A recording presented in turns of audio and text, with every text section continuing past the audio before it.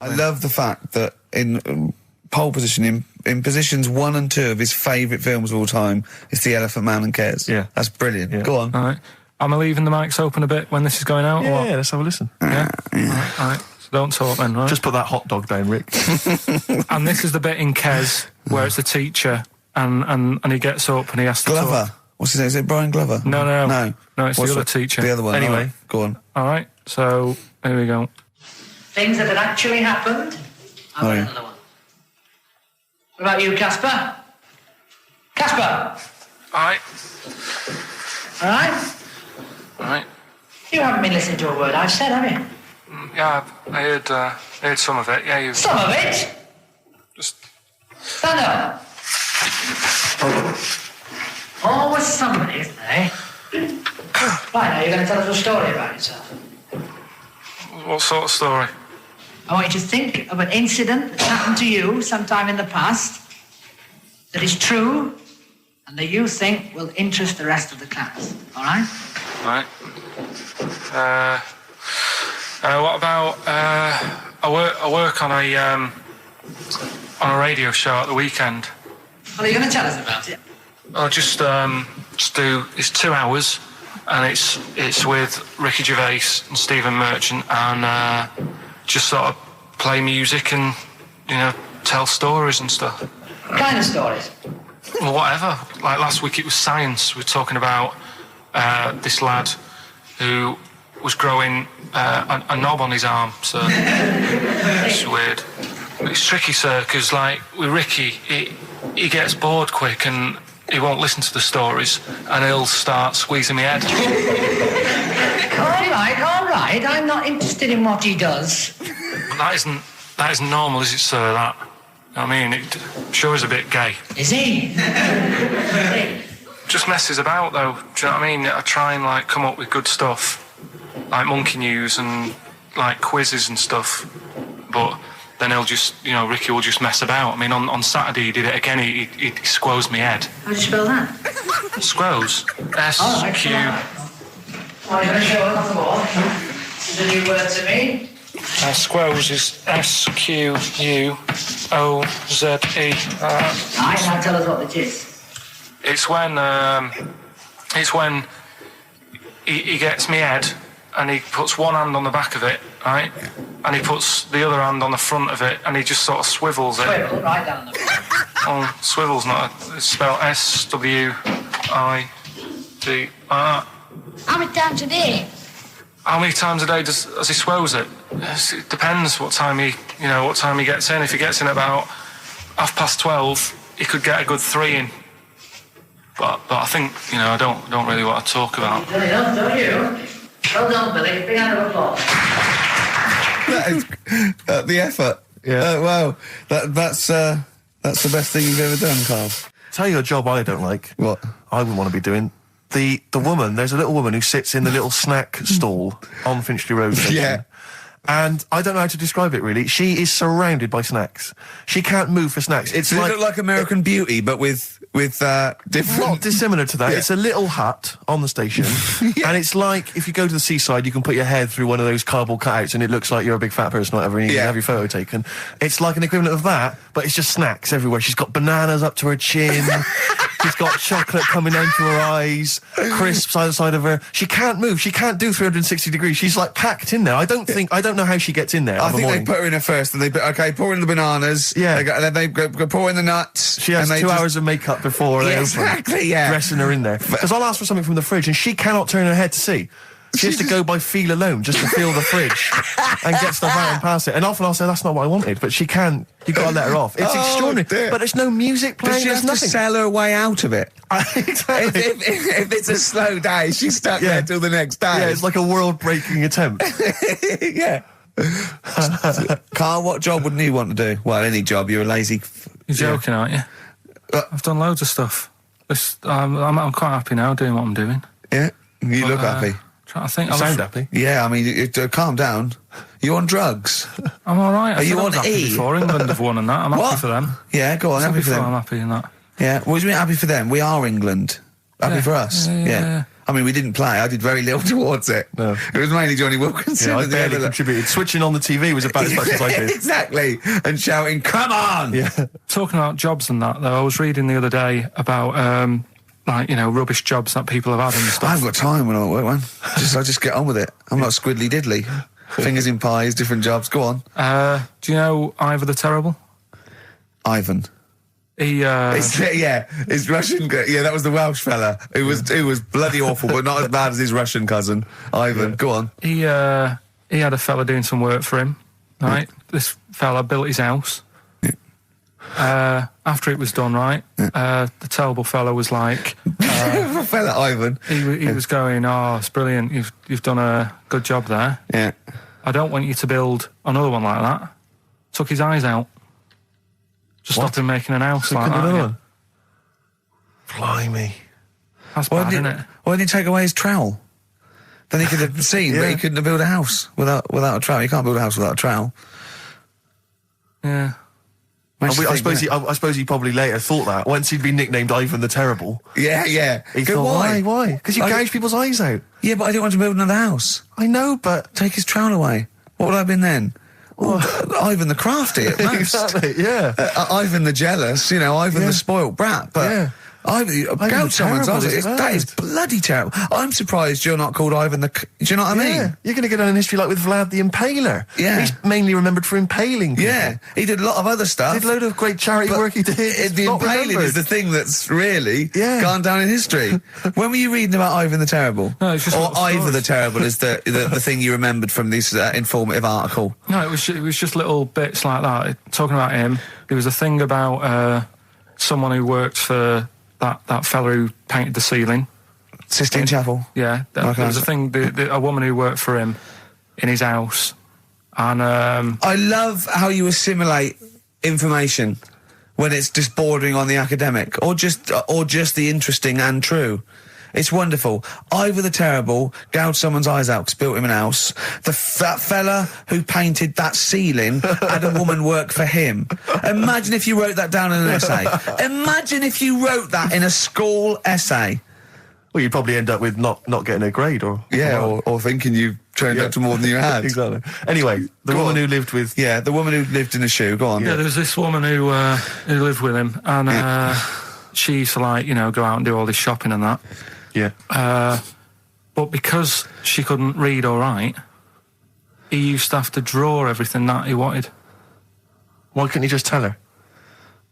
I don't know. No, wait. That's an excellent point. Could she talk? Yeah, but if it's a big list and that, loads of different coloured paints. But why and couldn't stuff. she draw on a piece of paper? Why did he have to do it? Because he's a better drawer, isn't he? That's the point. That's it. We were just looking for the logic of the story. You found it. You've done it. Play a record.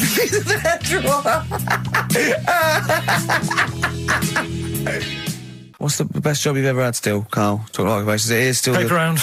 Is it still the paper round? Yeah. That's ridiculous. No, it was good though. If you look at it, what I liked about it, you're your own boss. No, you're not. You're not your own boss. No, the guy The runs news the news agent is your boss. All right. But then once you get out and you've got your papers and that, you're on your Do own. what you want can as long think as you about deliver the stuff. papers exactly to the places he said you are in the time he said. Yeah. It's and I did. freedom, isn't it? Any jobs you wouldn't do? Go I just thought of one that you wouldn't do on. with your sort of mild homophobia. Well, I'm not. Proctologist. What's that? Basically sticking your finger at other people's arses. Right, well, I wouldn't do that, no. Why have you got to do that? What do you mean, why have you got to do Why that? does anyone need that doing? Because they got to look if they've got an arseache or something. Which trainee doctor makes that their speciality? Do you know what I mean? That must be, right, we got a place for proctologists, and it's you, Meadows. You came last. Oh, seriously, what? I'm not the arse doctor, am I? Yeah, you came last. Oh, I'm a bum GP. I can't believe it. Yeah. You got to, I can't believe this. Yeah. A couple of emails. Monkey Matt's emailed us. Who? Monkey Matt. I'm at you, yeah, go on. Yeah. He says... How's the Monster? He's all right. He says, Carl has missed a cracking headline from The Sport. Hide-and-seek champion found dead in cupboard. I hope it's real. I don't know if it is. I doubt it. Just looking through some of the news stories that Carl did make it into Carl's news roundup. Yeah.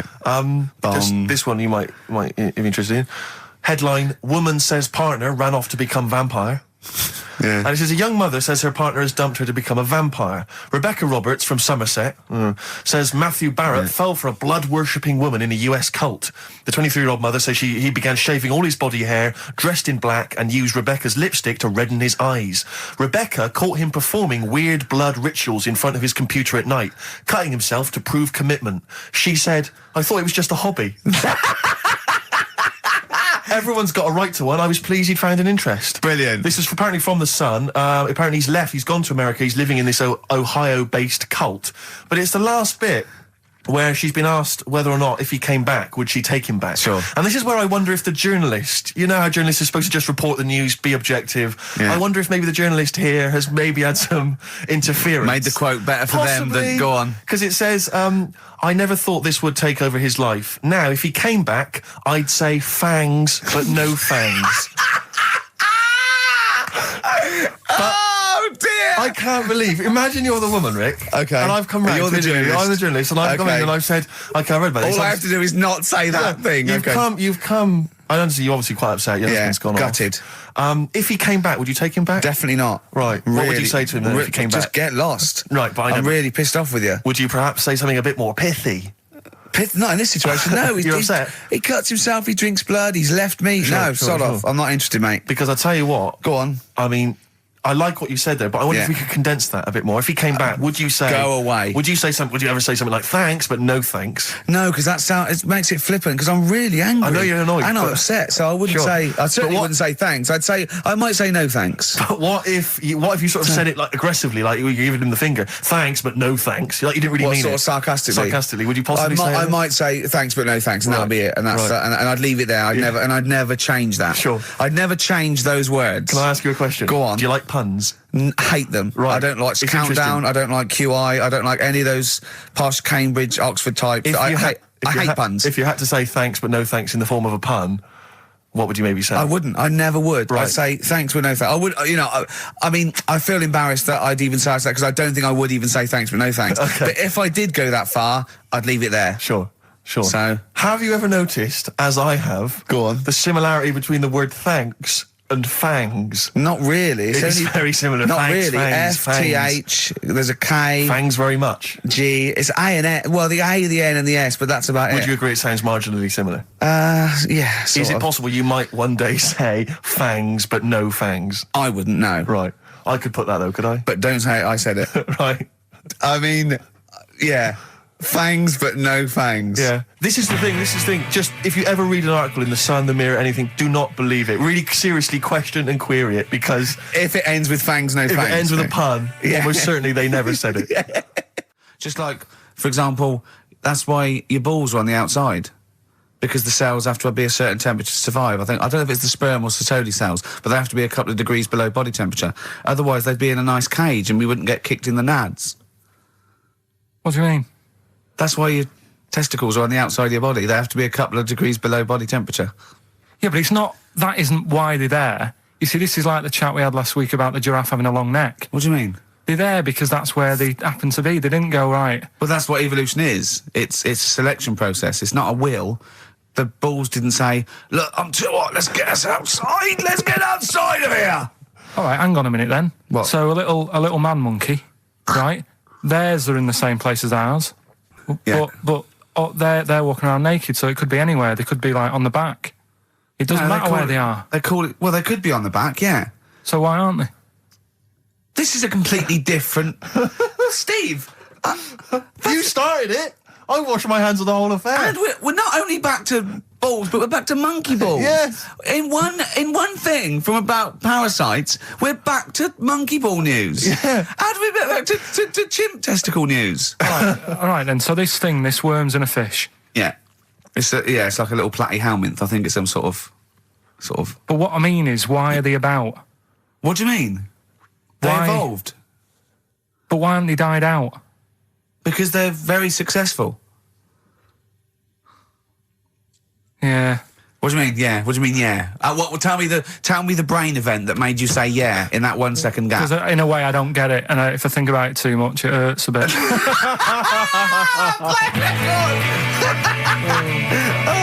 They've just been around for years, Carl. Yeah. Like Cliff Richard or something like that. Go on. Talking about this the other day. What was it now? Listen, the fella. No, listen. Do you want, all right, no, come on. All right, he's got it now. Go on. This fella goes to the doctors, right? Oh, right, okay. Right, if this isn't any way apocryphal, stupid, illogical, impossible, right, you are never, ever speaking again on radio. So make sure this is at least possible. I'll tell you what, I'll even give you improbable but possible. So if anything that breaks the laws of the universe or logic, okay, that's all you have to avoid. On you go. Right, so this fella, right, he goes to the doctors because he's got earache. Right, okay, if a chimp's living in his brain... Go on. So he's got earache, he's sat in the waiting room and his ears all bunged up and it's hurting a lot and what have you. So the doctor comes out and he goes, right? And because his ear's all bunged up, he doesn't hear it that well, right? So he thinks it must have been me, right? So he wanders in. Keep going. Anyway, I'm going to hate this. I can just feel it in my bones. Steve, I'm going to let you take over. Okay, let's hear it. So the doctor says, sit yourself down there, right? So he sits himself down. He goes, right, take your pants off, right? So he's thinking that's a bit odd. Anyway, he heard that though. He apparently he took his tackle off. The doctor did some operation. What, there in the waiting room? No, in his office. In his office, yeah. What? Wait. So he removed what? His genitals? Yeah. In his office. Why, Carl? Why, Carl? Because he hadn't called him in. Oh, he'd called in the bloke who wanted his testicles taken off, and he didn't hear it. What? So the doctor went out and said, Mr. Jones, who's here to whip off your cock and balls, just here and now, right? Bloke comes in, didn't it? It must have been me. So the bloke who wanted his balls taken off didn't say, I think he said me. So he didn't interrupt then. So the bloke goes in, he starts taking his testicles off, and he doesn't say, I'm here for me ears. What are you doing with that? I'm Ricky Gervais, with me Steve Merchant. Over there, Karl Pilkington. The man who believes anything. I think it might be a condition due to his little round head. Mm-hmm. It's sort of like, it might be a new condition that we can call cranial spherity, and because it presses on his lobes, and the only sort of upshot of that is he's normal in every way, but he believes everything he reads or sees on Anna Nova. All right. Talking of which, Rick, I don't really follow the news. No. It's mainly boring, innit? Wars and stuff. Yeah. But I don't know. Well. Yeah, it is a war. It's all this nonsense before and after. When it's a war, it's it's in the middle of the war. You can watch it on telly. True. You get results. True. You know what I mean? Yeah. Like a test match or something. But it's all this rubbish before and after. It drags on. This recent war seemed, I thought, just generally, it was better presented than the previous one. Because I remember the first Gulf War, it was often during the night, and I couldn't stay up. Yeah, because I think the American had rights to it, like the Tyson fight, so we had to get it at 2 in the morning. Exactly. Which is annoying. They had their prime time in that. Yeah, and a lot of it was in black and white, as when the bombs went in. When the bombs going in. So this time there seemed to be a lot more colourful stuff. Yeah, it's much better coverage. I think there should win awards. Yeah, well, I'd like for to see it. awards, So like Channel 4 won for cricket. Yeah, I mean, a few times as well, I was quite pleased to see they actually had footage of the bombs exploding. Yeah. No, good. Well done. Generally, good on you. Well done. Good on you. Yeah, it costs a lot though, doesn't it? It isn't a costly War's thing. a lot more when you got something like a Jimmy Carr game show, which probably costs about $100,000. Yeah, like half an hour war costs millions. It's almost as expensive as like Terminator 3 or something. Yeah. But I mean, but then you got a variety. Exactly. Sorry, Steve, you were talking, mate. Well, no, I just wanted to make sure you're aware that the World Elephant Polo Championships have taken place. I did get it. I think they mentioned it on. Yeah, we won, didn't we? England won. Yeah. Well, my question is, where have they been practicing? I don't know. Do you remember ever at school anyone ever saying to you, "Are you interested in playing polo with elephants?" Do you reckon it was 5 blokes in pith helmets kept sneaking into a whipsnade? Possibly. What are you doing, lads? We're practicing. Get down. Yeah. Get off them elephants. Yeah. I didn't even know we had a team. I can't believe it. No, but it's like Johnny Wilkinson and the rugby lads. They're going to get MBEs, all sorts. The elephant polo boys, nothing. They get nothing. I haven't seen their But, son you know, talking like to be them. fair, it's not like horse polo where I don't think there's a stick long enough. I think the elephants kick it, don't they? I think you might be right. I think they're not allowed to use their tusks. They'd burst it, won't they? I think that's... They go, oh, Start again. Raheem! Yeah. What do you mean the elephants kick it? All right, I've opened a can of worms here. You know, normal polo on a horse, they have like... stick and that. Yeah, they whack them, right? But I think it's obviously they're too high up. I think I might be wrong, but I'm pretty sure they just train the elephant to kick it. So it's like- why are people something about? Why not just let them have a kick about without... Imagine that! And why does horse racing have to have a jockey? Well, they just let the horses go, on you, okay, lads, on you, no cheating, on your marks, get set, go. You know, get back here. Get back here. Brilliant. Where are you going, Lanzarote? Yeah. Where's that? Don't know, Suzanne sorted it out. I said, Lanzarote, I said, is that Africa or is it Spain or Portugal? Just thought you don't know. I went, what do you mean don't know? I goes, well, what's the currency? I went, don't know. I said, Suzanne booked this one, did she? Yeah. I thought, where is it? Is Lanzarote African or? Foreign. Somewhere foreign. I was looking last night, and doesn't look that good. There was like one of the highlights of the things it says you've got to do is go and have. Apparently, they've got restaurants in caves, and that's like one of the things they say you must do. So, if that's a highlight, do you know what I mean? Right. So I'll do that. Go and see what that's like. Yeah. When you're on the beach, Carl, do you wear the very, very tight Speedos? No. Do you walk What's around you with wear? them? Sort of longish shorts, Yeah. t-shirt on, probably with a sort of a light shirt on top of that. Right, sure. So quite wrapped up then. Covered up. Do you wear a hat? Because obviously the bald head, there's risk of sunburn. No, I just put a bit of lotion on it. Lotion on there. Yeah. Just have a bit of a wander down the beach, have a look. Yeah. See if there's any old blokes with their tackle out and a backpack. A lot to look forward to, so Yeah. there you go. Yeah. Well, we're looking forward to finding out how you get on. Yeah, I'll let you And know. interested to know what she gives you on Christmas Day. Won't be getting More anything. scintillating chat after this next song. We've had a lot of emails, Carl. I don't want to sort of put a dampener on your Christmas, but a lot of people have been slagging off Lanzarote. One of them just said, well, one of them, I don't know if I can find It is it. Canaria, isn't it? It is one of the Canaries, isn't it? It's a volcanic island covered in volcanic dust. It's very windy, so you have to dig a hole to sit in on the beach, and there's hardly anything to do. That's from Mike Godham, and he says, unless you like quad biking, well, you know, you've seen what happened to No, Ozzy don't Osbourne go this week, quad so don't do biking. that. Not with your little head. There's no protection at all, is there?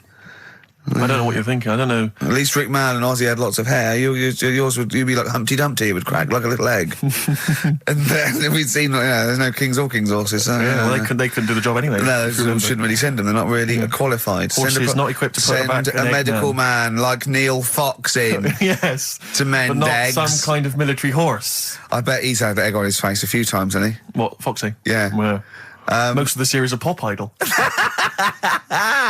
Right, Carl. Lanzarote, good or bad?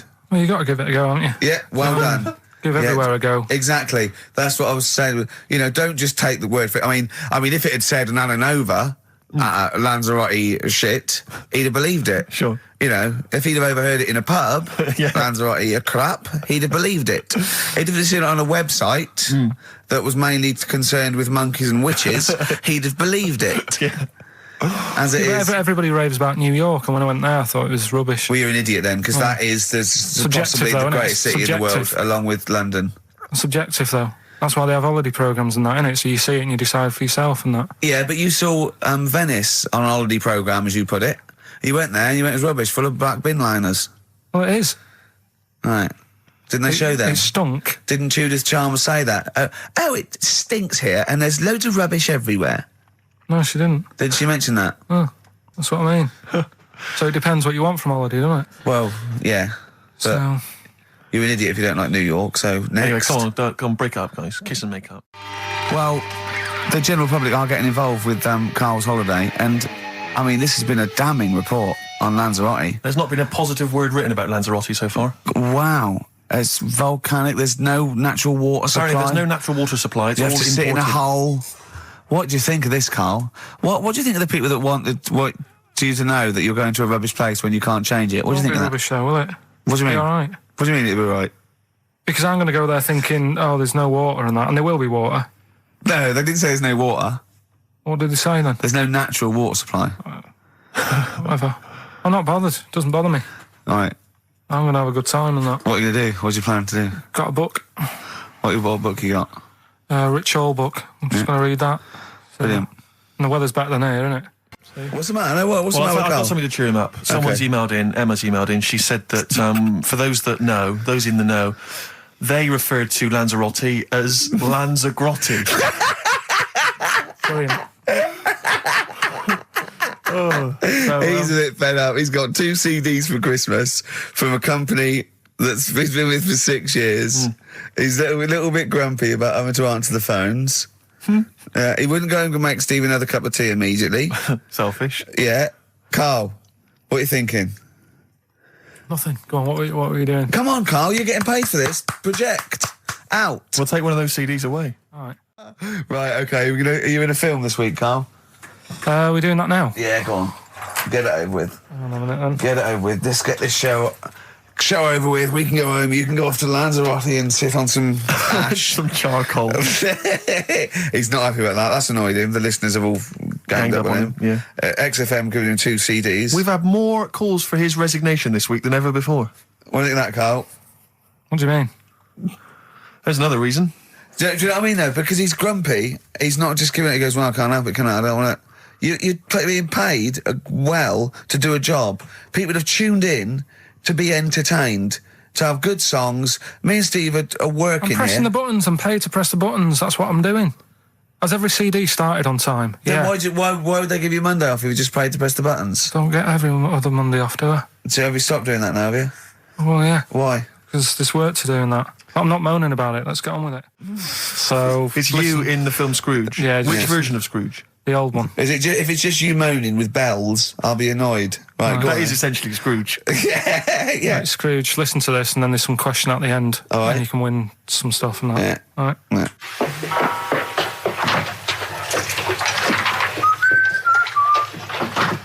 You're late.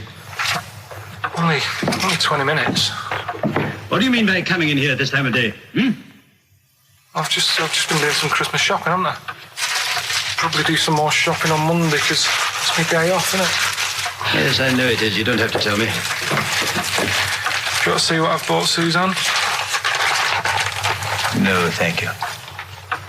I don't mind showing you. It's only a Christmas present, isn't it? Just bought some more condoms. Why? Well, I bought some last year. Got 2 boxes. They all got used, so... I'm very glad to hear it. How much do I pay you? Why are you asking? The presents I buy has got nothing to do with what I earn. Like I say, if I won the lottery, I wouldn't go mental on her. Do you know what I mean? I probably wouldn't even tell her because I think she'd want to travel around the world and all that, and I'm not into that, to be honest, so I'll probably keep it quiet. Why? Well, once you've been around the world, where do you go next year? Each to their own, though, innit? You know what I mean? Well, what do you want? What for Christmas? Not that fussed, really. And you, it's just as well I'm not that fussed, because do you know I do some work at XFM? Do you know what they're giving me for Christmas present? Nothing? No, might as well have been nothing. 2 CDs. That's it. I was well fed up. I'm sure you will. They give you a list of about 30 albums and you get to pick 2 off the list. So I've gone for Kings of Leon album and the Best of Bob Marley. Mr. Marley has been dead these 7 years. In fact, he died 7 years ago this very day. Did they? Do you know what sort of donuts Bob Marley likes? It's not my business. No, it's not a proper question. It's an old Peter Kay joke. He likes the ones with jam in. Do you get it? Garlic bread. It's good, isn't it? Excellent. Oh! Carl, well done. Carl in Scrooge there. the only man more mean and depressed generally than Ebenezer Scrooge. Oh dear. 3 holidays Carl's had this year. Last year. Yeah. I'd love to have 3 holidays. You've got to start putting the work in I there. had 2 holidays though. No, you had 3 holidays. You went away with Suzanne and her parents. Yeah, well, that doesn't count. It does count. If you book 2 weeks off the firm, you go away and you go, how was your holiday? Go, well, it didn't really count. It wasn't a really good holiday. Can I have them days back, please? My New Year's resolution is to be nicer to you, but Well talk done, sense. you've already broken that. No, but talk sense. Talk sense. You've had 3 holidays this year, and I'm just saying, you're in your 30s now, and 30s is when you should be really putting the work in. That's true enough. To reap the benefits in your 40s, 50s, 60s, 70s, 80s, 90s, and 100. Carl, what's your New Year resolution? What about think before you speak? It's worth. I mean, See, I'm consider it. allowed to laugh. I'm allowed to laugh at things other people say, Carl. That one, that is a good suggestion. How was your holiday, Carl? It was all right. Right, brilliant. But that I don't see on the ratio of good to bad in Carl's mind. That might be amazing because we never It might hear be him amazing, singing the mightn't praises it? of anything. I'll tell you what. Can we have a cracking little tune and then come back and hear about Carl's holiday? I'd love to do that, Let's Rick. keep it tight. Love to Tear Us Apart by Joy Division. Now I can't put my finger on it, but that doesn't sound like the original, and it's off a compilation. It sounded a bit fast. I think the vocal was slightly different. If anyone can, put me out of misery, I think it might be in a session of the time or something. Carl, is it a New Year resolution for you? Another one. Maybe when we ask you to get a song, get the original single version. I could be and wrong, not some but obscure session. Yeah, it does seem different, doesn't it? Very odd. Yeah. Yeah. Maybe we just remember it wrongly. But anyway, that's XFM for you. 104.9. I'm Ricky Gervais with me, Steve Merchant. Karl Pilkington. Karl, you went to Lanzarote. Yeah. People said don't go to Lanzarote. They told you it was Lanzarote. They told you, were they right or wrong? You were right, yeah. Really? Yeah, it's a bit ropey, yeah. Is it why? Just out there. If it wasn't for the volcano they had, it'd been knackered. That's their big draw, is it? That's it, basically. That's all they've got going for them. When you landed, was it really hot? Were you quite excited? You were thinking this is It okay? was warm. It's we can't complain about the weather. The weather was all right. Sure. You know what I mean? That's what I went for. But it'd be nice if there just was something else. Yeah. What did you do all day then? Did you read your ritual book? No, I didn't read that. I read that book. Do you know the book that I bought? And all the chapters were messed up. Oh, yeah. I bought a better version of that, All right. and I read that, Excellent. and then Did it make more sense in order? yeah, a lot easier to follow. Yeah. And then we went and had a look at the volcanoes and that. They've got 36 of them to look at. How many did you look at before you realised that pretty much, you've seen one volcano, you've seen them all? Probably about 6 or 7. Really? And then when you got to the 8th, you thought, now I know what this is going to be, Suzanne. This is going to be like a mountain with a hole in the top. Yeah.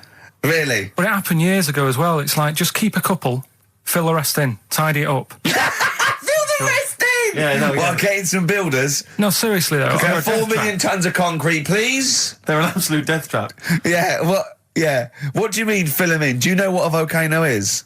Just a hole, isn't it? That's happened. Well, it's It more than the happened back hole. It's in- more a portal to the magma in the centre of the earth. Back in 1730 it happened, and they still haven't sorted it out. Well, when you say it happened, volcanoes were made a lot longer ago than 1730. No, but the one that did Lanzarote in. Right. Sort it out. What would you suggest? Well, How tidy can it they up. fill it in? It's joined. It's all joined. No, but what I'm And saying is, it was the a- big it was- plates of the earth are all joined. It All was the a disaster, magma's wasn't it? joined. With the trade centre thing, that happened. They cleaned it up, sorted it out, they've moved on. That's what I'm saying. Whereas Lanzarote have just gone, leave it.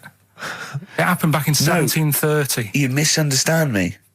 How, in the name of God, can you fill in a volcano? You ignorant twit. No, but it's not just the holes. They've actually left the lava everywhere. That's what I mean. It's not just the big holes. There's lava everywhere. But it's molten rock. They can't just pick it up like they're like a carpet. Put it in the holes. The holes are there ready. Just push it all in. That's what I'm saying. what exactly is there then? Is it just a kind of moon-like kind of surround with just kind of dust and rock? That's exactly what you see. I was there when the Mars thing went wrong. Yeah. I would have just sent a camera crew there, filmed a bit of that, right, and say, here we are, this is it. Ignore the little coffee shop in the background. Right? This is Mars, because that's where it's like just loads of dust, holes everywhere. Tidy it up. Little round-headed aliens complaining. It's just like Mars. Yeah. So is there what's the best bit about the holiday? Come on, pretend you're Judith Chalmers. I have been doing. I would have done all. I would have said that. Don't bother. Right. I mean, the hotel was good. Yeah? That was all right. What was that like? It's all right. Just, clean. That's all you want, isn't it? See, that's not quite what Judith Chalmers does. She doesn't go, what's the hotel like? All right, yeah, clean, isn't it? All right. What was it like? What was it? 3-star, 4-star? Did it have a swimming pool? What was the room like? Yeah, had a swimming pool and that. Yeah? Yeah, it's good. I think it was one of the better ones on the island. Okay. Nightlife? Wasn't really. And there was a bar, there was some bands playing. Yeah. Not very good. Food got a bit boring. Yeah. It was always the same food every night, but they sort of themed it and made out as if it was different. So, like, on Mexican night, it'd be chicken with a nacho on it. Right. And Chinese night, sort of chicken with a little prawn cracker on it and stuff. Sure. But that got a bit boring. That's me just turning on my phone, because I want to read to you a text that I got from Karl. I think you sort of sum up the holiday in this text, don't you? Do you remember it? I can't remember. Let's have a look. Let's have a little look. Instantly, what did Suzanne, your girlfriend, make of it? Similar view to you, that they should fill in the holes? Yeah, it's just that thing, you see, I went on a coach trip, right? And you go and see the volcanoes. Like I say, there's 36 of them. Yeah. Which, how many do you need? And when we're on the coach going round all these volcanoes, the fella on the front's going and look out your left window at the moment, and there's a volcano. And if you quickly look out at the right-hand side there, there's another one. Right. And on the left, he's just like, all right, we've seen it. Sure. Do you know what I mean? Yeah. And that trip, we'll talk about that trip in a bit. Right, this is the text I got from Karl, right? All right. Been up to a volcano. Been in some dead artist's house who built his house in the lava. They said they would show me science with volcanoes, but all they did was chuck some water in a hole and it shot up in the air. No dwarves in the canteen, no scousers here, but there is a Swede woman with a big head. She looks effing gormless with a cap on.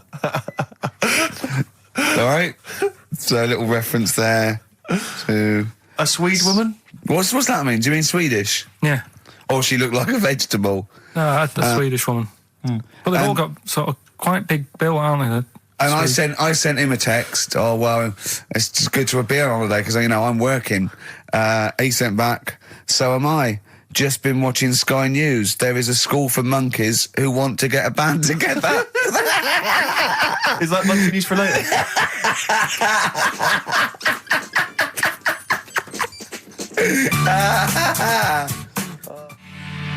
Oh My Corazon by Tim Burgess. I can't get enough of that. I love that chorus.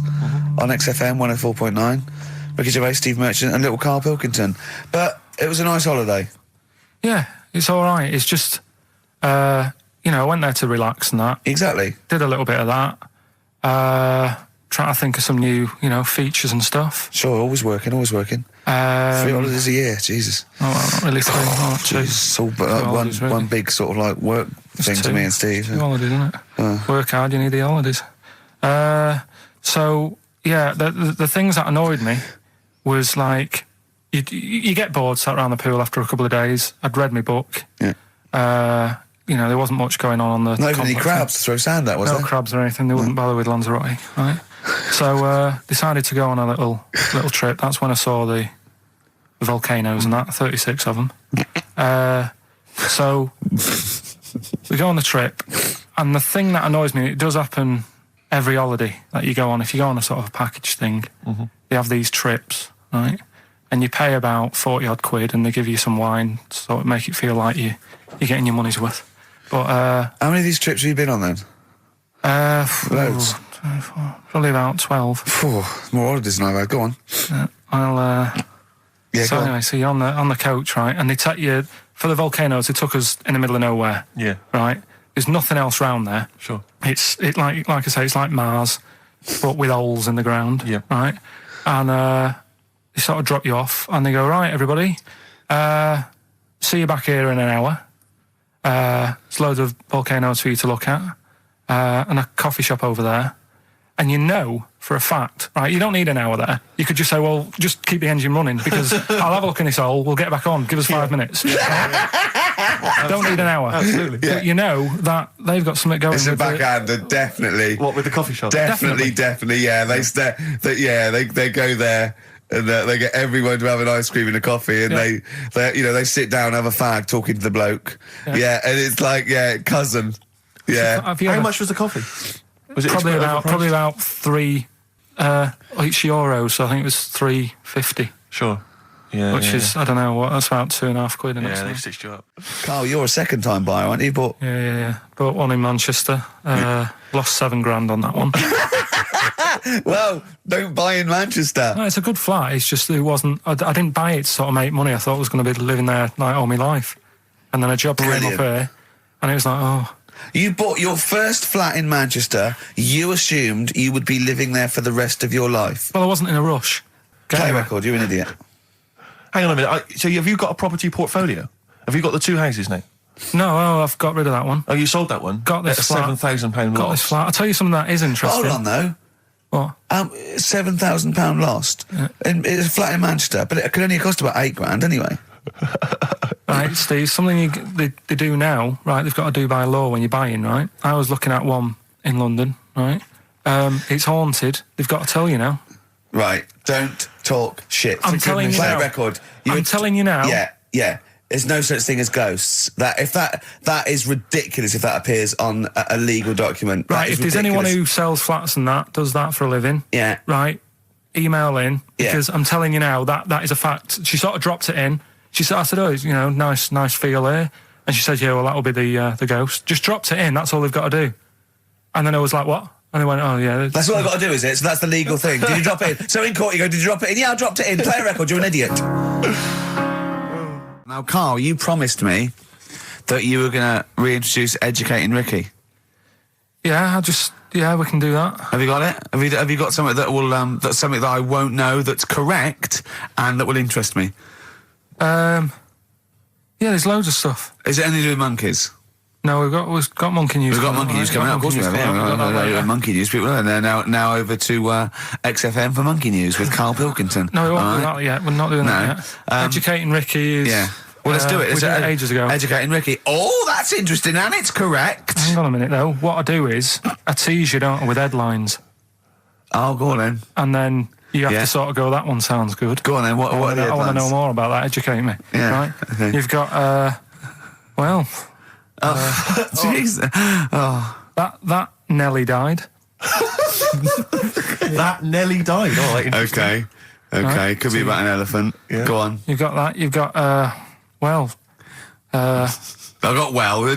Take well as read. So they all start with well. Okay.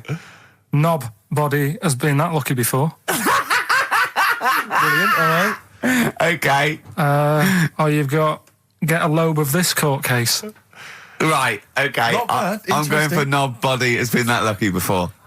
Right. It's a story about this kid who was born. Right. Was he? Yeah, he was popped out and the dad and the mum saw the baby and it was like, oh, that's a good-looking little kid. Sure. And they were proud and that.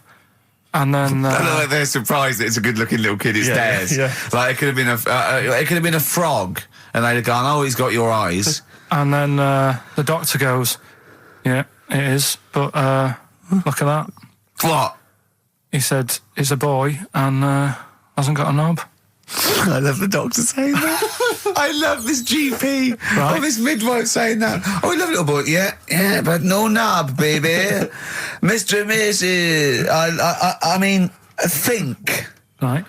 No, but I'm speeding it up a bit. All right, come on. So the baby's So born. the baby's like that, and the doctor says that, and and the woman's like, oh, it's our first as well, and stuff, right? She's really gutted. she's What's the second going to be like? So, no head. so the Just a knob. doctor says, you know, We'll call it Carl. All right, go on. Right, go on. so the doctor says, well, I'll leave it with you for a bit, get used to the idea, right?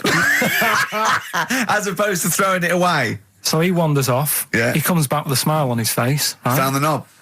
So the mum and dad are like, what are you smiling about? He said, you're not going to believe this. Baby's just been born. It's got 2. Right? You can have one of them. And they did a little operation. Where did you get this information from? That's in a book. What book? Is it the same as the book that you carry round with you? No. With the woman with 3 legs, the juggler with 9 arms, and the bloke who found shagging a chicken under a rock? Is it in that book? Weird though, isn't it? Well, it's not true. It is true. What, in the same hospital, there was a baby born without a knob. Luckily, Karl. It happened. You swear to God you're not making The this up. doctor making it came up, back honest to God. smiling because you won't believe it. There's a baby there with an excess of a knob. It happened, honestly. I'm not, all these things are not made up, the educating stuff. That's why I do it, innit? Teaching you stuff, always teaching you stuff. Fair enough. All right, if anyone can confirm the baby with no knob, they're going to confirm it because they're going to go to the same dubious website that Karl got it from. I always try to be level-headed and reasonable in these situations. And it's always Guatemala or Mexico. Rodriguez was born without a knob. Luckily, baby next door was one 2 knobs. What a load of shite. Play a record. I should just confirm that we've had a number of emails that say the baby born without a knob and then having one transplanted from a baby that luckily enough had 2 knobs is apparently true. Right, Yeah, no, listen. So- I don't question that you could be born with a deformity and get someone's, fingers, knobs. What I'm saying is, it didn't happen with the doctor goes, I'll leave with it. I don't believe it. That baby's got 2 knobs. Exactly. What a coincidence. I bet that little bit of information isn't in there, is it? Sure. That he went out the door, I'm going to get a coffee, came back, bloody hell, hold on, look, here's an extra knob, I found an extra knob. We could put that knob on there. Perfect. Yeah, you might want to try and You heard check it out about the hanging one when What's this the one? fellow was... Sorry, mate, go on. When the fellow was hung. Well hung? He was hung and... Sorry, what's hung? He was hung by a rope. So, isn't that... No, I think it wasn't he a Chinese emperor? And wasn't he hung? Yeah. Sorry, he was hung. Some fella who'd done something, they hung him. And, They wanted him. It's not a word anymore. He was hung. look, don't be doing that again, because you said squoze wasn't a word, and then I shown you a menu today that someone sent, and it said fresh orange, squoze. Inadvertent commas, and next to it was the word colour, spelt C-O-L-O-R. So, presumably either the American menu, right, in which case there's loads of American words that we don't use, or it's just a badly typed piece of work. Anyway, there was a bloke that was hung. He was hung and that, but he didn't die. Hung on that, he was definitely a Chinese. Hung on that, yeah. I remember him now, yeah. He didn't die, and they said, oh, just hang on a minute whilst we change the rope and that, and he stood there waiting, changed the rope. They tried to, do it again, and didn't work. It didn't work, right. So, they got another rope, right? Didn't work. And then they had to let him go, because it's like there's a well-known saying or something from this thing. Yeah. Oh, chimpanzee that monkey news. Right, there's this monkey, right? Oh, yeah. I think his name was number 6 or number 7 or something, right? In this lab, right? Yeah. And anyway, it's in there with the rabbits and little mice and stuff like that. And The rabbit smoking. The nurse, right? The nurse, not the nurse, the woman who works in the lab. What would you call her? A nurse? Depends. What depends what her job was. If she was a lab assistant, you call her a lab assistant. All right. I mean, they probably call her by her name. All right, lab assistant, right? Kirsty. So she's... I think it's probably Kirsty. Right, Kirsty Morris. Well, she's in there, right? Yeah. And she doesn't work with many people and that. She's mainly on her own with, just putting lipstick on rabbits and stuff like that, right? Chim fancies it? So, Chim fancy it. He's putting on lipstick, chim fancies it because he's got hairy legs. He gets pally, right, with this woman. Yeah. Because, he gets to a point when she sees him every day, That's the way he sort of tries to string out like it's a narrative love story. Did the chimp put its hand out and grabbed her, and then you thinking that he made a move on her? So right, come on, he's allowed out. He's allowed out. It's not a story, is it? He's allowed out the cage and what have you every day. So he's wandering about, and as time goes on, he's watching what she's doing more and more. Right. So he notices like the code on the door. Right. Right. Whatever, 247 or whatever. Yeah. He goes, right, I've clocked that, I've got that, I'll remember that, right? And then he goes, right, there's a lot of lipstick and that knocking about, a lot of makeup. Right, okay. No, there's no way. Finish. No, because Steve, you know what's going to happen. I know what's going to happen. So he's there. It's ridiculous. And he's going, well, if it's there, you know what I mean? So while she's messing about with the rabbit, he gets there, he's in front of the mirror, putting a little bit of lippy on. Right? No! It's gone too far. No, it's gone too far, Steve. Right, your mic's off, Rick. He's finishing the story. So, turn mine off as well. It's gone too far. Turn him off. Just let him finish. Right, so the thing is, right, it's this monkey wandering about. It's got lipstick, it's got mascara on, it's looking pretty good. I didn't mention the mascara! It's looking all right, right? So it knows the code on the door, 247, right? So when she's sort of messing about with the rabbit, right, he goes, right, here's my chance.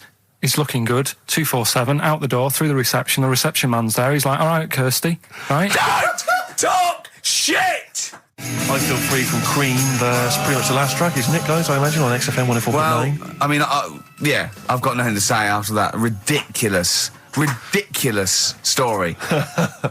I mean, that's worse than the bank robbery to me. Yeah. That he clocks out. And the bloke on the desk. All right, Kirsty. Oh, you're 2 foot shorter and hairy. She wasn't a looker anyway. So. She wasn't a looker anyway. Brilliant. Exactly. Karl you had to go to one of those well clinics, didn't you? No, I haven't gone. Why? Because I'm not happy with it. What? I'm not happy with the whole.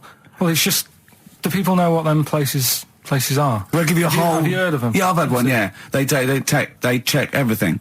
Which, you know, Suzanne, my girlfriend, was like, you know, you're 30 odd now. When was the last time you went to the doctors? And I haven't been for ages because I don't. No, I never go. Doctors. I never go unless I think I'm honestly going to die there on an agony. Think they can always find something. Jane made me go to one of those things. Yeah, those boot things where they do that. It's couple £100 and they give you a complete head to toe, don't they? But head to bottom is what it is. They do the old finger up the arse thing. Now, what is that testing for? Well, I like that he said it quietly, because he's on the radio. You can't say arse. Yeah. I say it quietly. Say it quietly. Yeah. Arse. Yeah, arse. That's what our mistake was, because we got a complaint upheld, didn't we, for saying... And I'm talking about a male chicken here, which is a cock, as you know. Yeah, and we said that word, right? So if we'd have gone, cock, we'd have probably gotten away with it. You can get away with murder. If you just, If you just whisper it very So go on then, yeah, so... I'm not going because I'm not having that done. I don't understand what they're going to find up there. That's your head. No, but why can't we just? I mean, it's the heart that I worry about the most. Do you mean that in a kind of romantic sense? No, I mean like if they have to have a long finger, wouldn't they, to check that out? They go, "Is something wrong with your left ventricle?" Yeah. Now, this thing about the doctors, they hold your testicles and they make you cough. Yeah, they don't hold the testicles anymore. They just put it sort of like by the side of them. And what's that testing for? I don't know. I think it's something to do with if you got something wrong with your diaphragm or something like that. You can't do it when they press there. I don't know. It shows them something. So it's not doctors having a quick feel. But so you can. well, that's good, because do you remember when Karl said he's going to die of cancer? And I said, why? He said, I don't check my balls. I said, why? He said, I don't like the feel. So they feel it for you. They feel them for you, and you can just relax, shut your eyes, and think of England. But don't mess with them. What do you mean? You can do more damage messing about with them. Just leave them. And there's 2 anyway. You can afford to lose 1. Yeah, I don't think that's the point. I think the point is it sort of spreads, doesn't it? You've got to check the... I mean, I'm not saying, if don't do it, because they spend a lot of money saying to people, have a quick feel if you've got the time, what have you. But I don't worry about it. Leave it alone. Why, out of interest, why do doctors stick fingers up your arse? Check the prostate. Check the prostate? Yeah, because if it's swollen, it's it could, lead to all sorts of problems. Again, they're not having a laugh, Karl. They're not going, hang on, look at this bald little mank fella. But there's no nice way. I'll feel his balls, stick a finger up his arse and send him home. 300 quid, please, on you go. What about me art? It's fine. And they're all laughing. Roger, Jeff, stand behind that two-way mirror. yeah. What's this? I'm not going anyway. So. Really? You're not going because you don't want... No, I'm not happy with that. It doesn't even matter. It's not the fact he's a stranger. If it was someone who I knew, it'd be just as bad. That'd be worse! Imagine that! At a dinner party. Oh, God. Oh, look, hello, Roger and Selena. Do you mind... Roger, do you mind... Would you allow any of the celebrity doctors to do it, though? Dr. Dre, Dr. Fox, any of those? Doctor Who? I just don't understand in this day and age. Would you allow Christopher Eccleston to stick his big northern finger up your... Do you want a song on anyway? Embrace. Glorious Day on XFM 104.9. Rick, there may be listeners tuning in thinking they've got something better to do, for instance, switching off the radio and just staring blankly at the wall for the next half an hour. But no, because what they're going to miss is our grand finale to this, which is, of course... sponsored by Lindauer's, the sparkling wine solution to a hot summer's day. Yeah. That we're going to be firing a cork. Did you just make that up? Yeah. Pretty good. Please, yeah. Good. They're going to be firing a cork at Karl's head just for the sound. I just think it's... Huh? It's not happening. Yes, it is. You said... No, we've said it is now. We've promised it to the listeners. Yeah, come on. I'm not happy with it. Why? Because the pain? Well, I've never had it done, so I don't know how painful it is. Well, what reason to do it then? Yeah, we've got to try it out, haven't you? You're perfectly... It's like a little cowbell or wood block. It's like... that's what I'm hoping for. Yeah. I'm hoping for pop... and I'm going to film it for my website. Brilliant. So go to that this week, rickygervais.com, and see Karl Pilkington getting hit. A high-powered cork coming out of Lindauer sparkling wine. Lindauer sparkling wine. And of course, if you want to send us anything in, and perhaps next week that you feel we could actually that'd be great. That's us to do. This is like interactive because a lot of people plan the show. Like Dr. Fox plans his show. We sort of come up, we riff on the. So that's a great idea. Send stuff in that we could harm Karl with. Yeah, we harm Karl. Harm Karl. We do a jingle. Harm Karl. I've always wanted one of those George Foreman grills. I've always wanted one of them. I know, but that's too much, isn't it? We could. What if we just pressed his head inside it? We'd have to put it on. Put it on. See, yeah. Just squeeze his head inside it. I've got to do that thing with a tea towel one day. You know that thing I did with a tea towel? You put a tea towel around his head, right, tie it. I put a wooden spoon in, and you only have to turn it like a couple of inches, and it kills you, doesn't it? Yeah, sure. It really is, yeah. So we'll be firing a cork at Karl's head. I'll be filming it for the website. So that's coming up about 10 to 3. Look forward to that. Yeah. Do you know what? I'm loving this. This is my... just being in a room with him. I just can't... I want to squeeze his head. XFM 104.9 playing Green Day. The studio's falling apart. I know, his microphone broke. I'll be honest with you, Rick, I don't know why Lindauer's, the sparkling wine, want to be associated with this shambles of a show. It is falling apart. This is awful, this studio. It's got to be fixed. Right now, Karl, come round here. It's the time where I'm going to... let a cork off. Do you want to film this, Steve? Yeah, that'll be available on the website next week, rickygervais.com. So see Karl getting hit. One bloke suggested we leave the metal cap on because it's get a better pitch, but we take that. He's straight. Let's get the camera ready. Get the camera ready. Ready? So if you just joined us, we are using some Lindauer's sparkling wine to basically, what can I say? Really, fire a cork at Karl's round head. Hang on a sec. Let me just put the headphones on. All right, film this then. Okay. He's in position. Look. Just firing up. Okay, Karl, come on there so we can see your head a little bit. We want to get the noise, the microphone there. Right, ready? Hold on. Good. So you're just doing it. Hold on. Now it's in position. What if it? Oh. Ready? Yeah. Oh God! Oh no!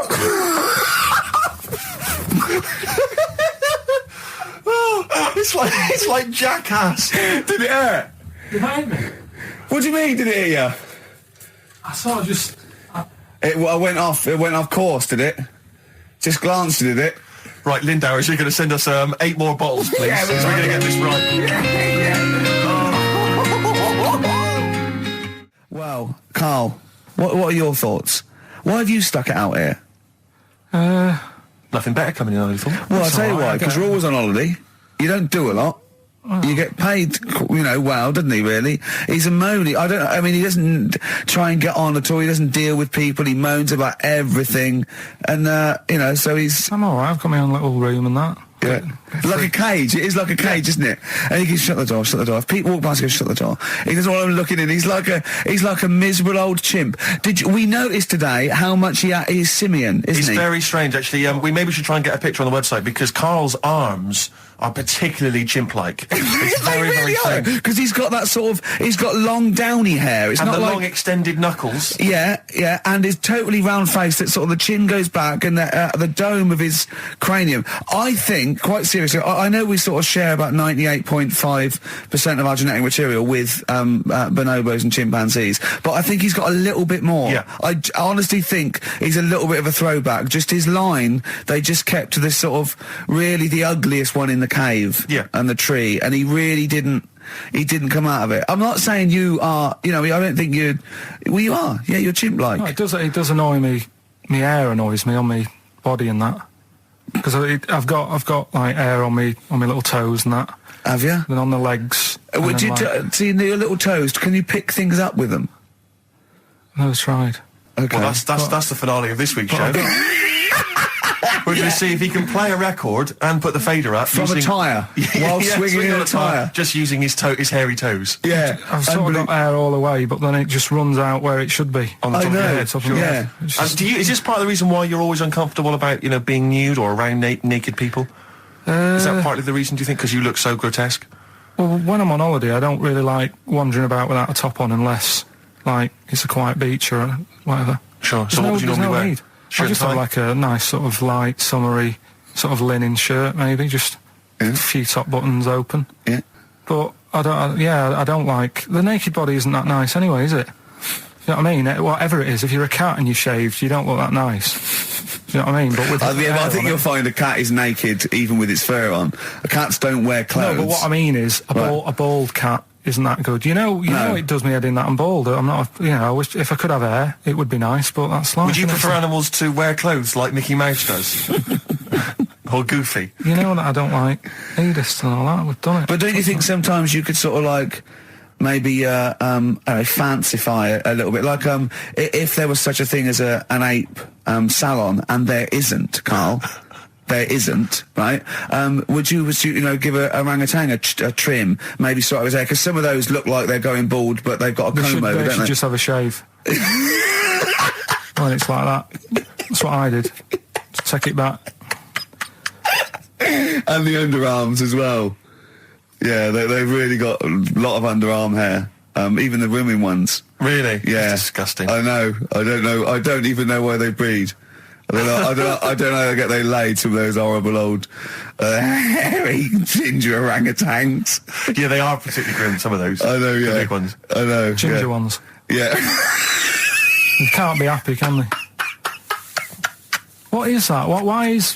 Where did that happen, the ginger thing? Why do people give them, like, a hard time and that? Well, you just gave them a hard time then, so why did you do it? You were just buying in, were you, to people do sort of give... I don't understand why, but ginger people get quite a bit of stick, and I've never understood it. No, it's just, I don't know why. They do, though, don't they? I don't know, it might be historical, it might have been because... I'm sure they don't everywhere in the world. I'm sure it's probably... No, they are. They're always... I've said to you about even, like, ginger cats, they're always fat, because they're sort of sick of it, probably. Play a record!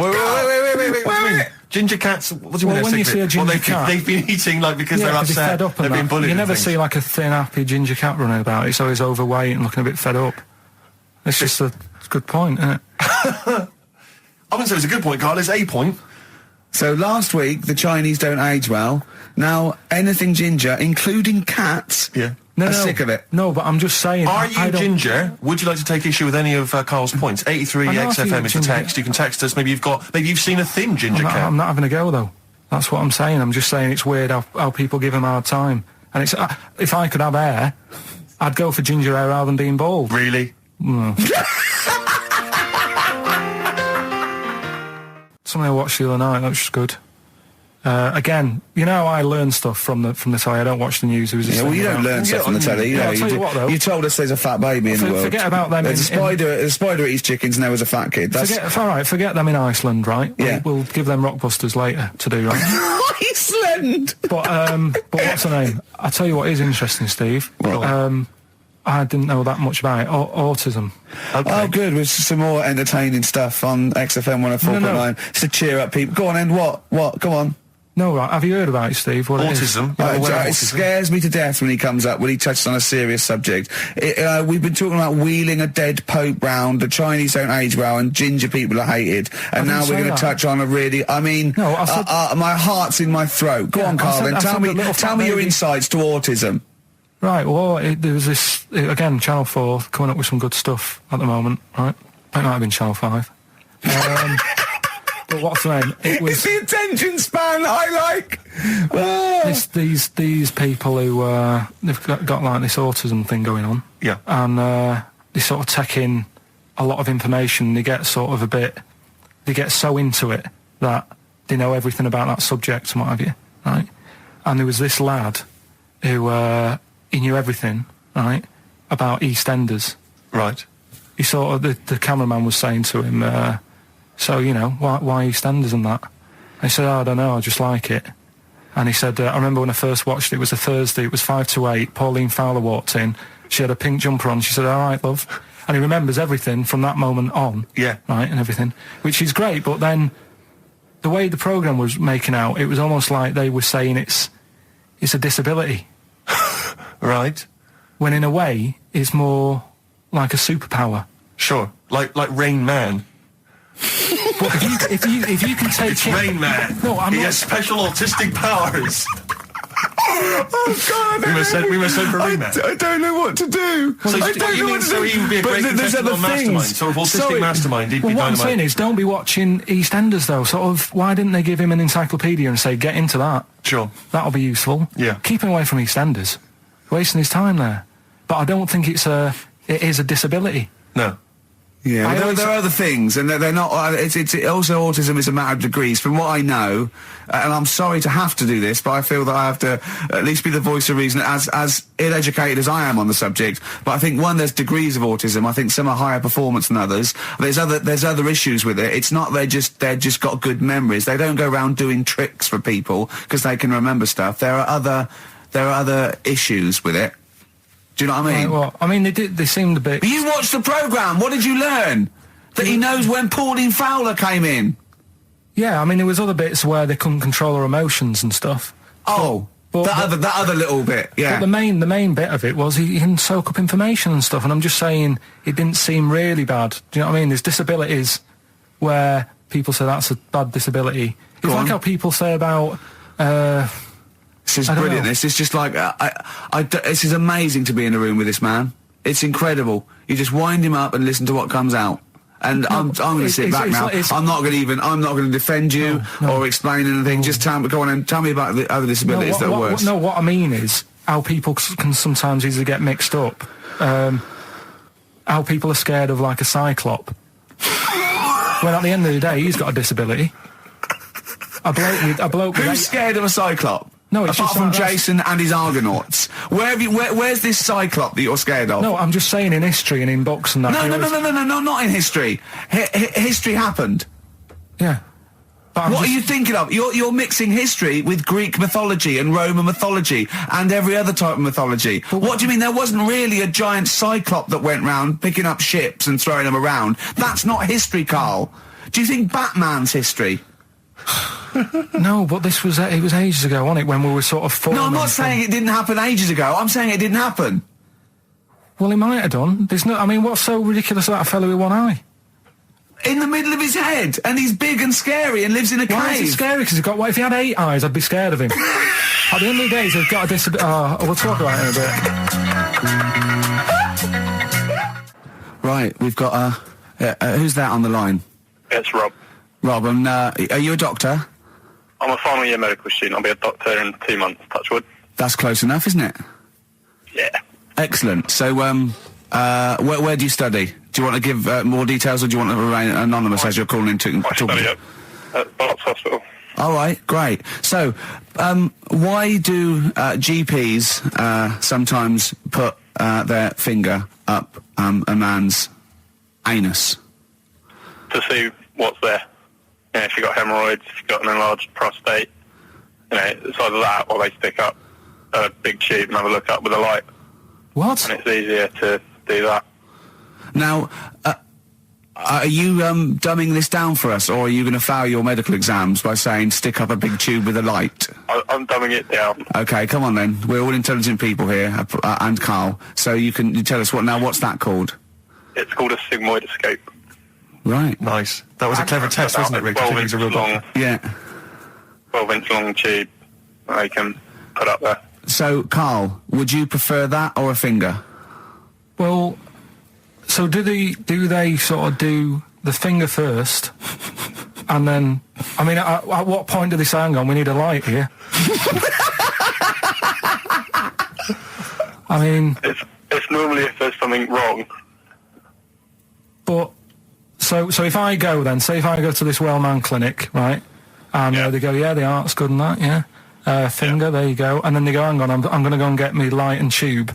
I could start worrying then because they've sort of found something. And they're not likely to go straight in with the tube. They'll probably send you off some tests first. But Karl, there's nothing.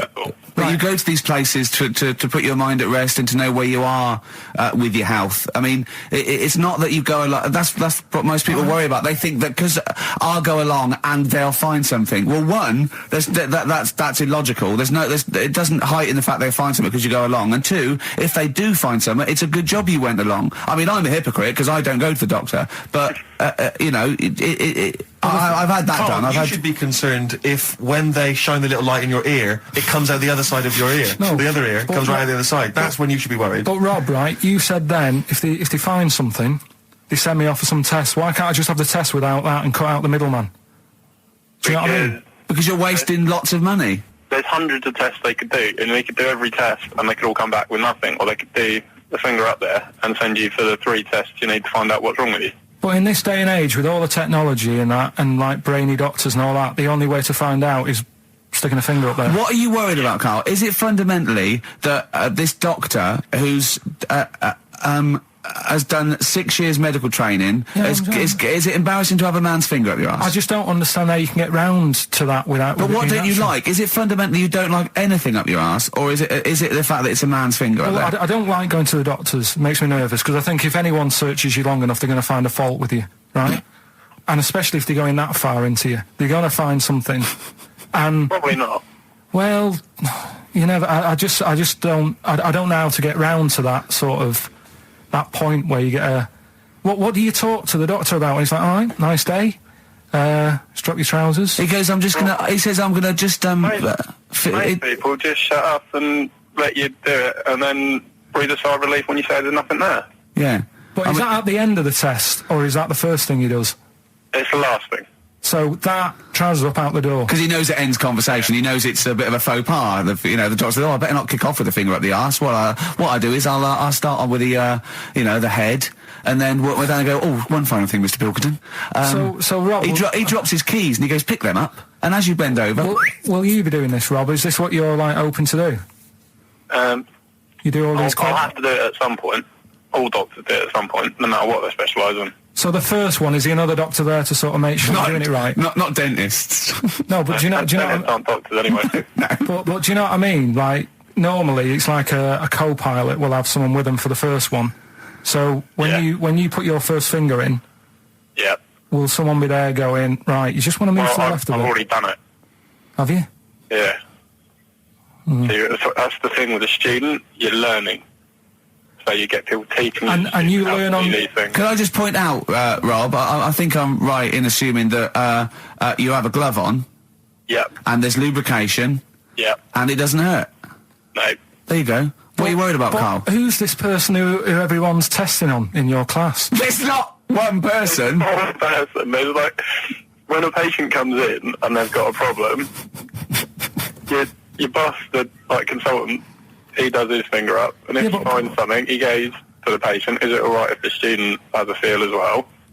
Then the student puts on a glove, puts the leave on the glove, and sticks his finger up and sees what he comes out with.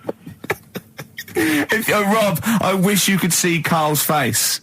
I mean, his face when you said, and he says, can this fella have a go as well? He looked horrified. That he thought it was a free-for-all, like there's a queue of people trying on gloves and going, let's have a go. That looks good up there. What have you found?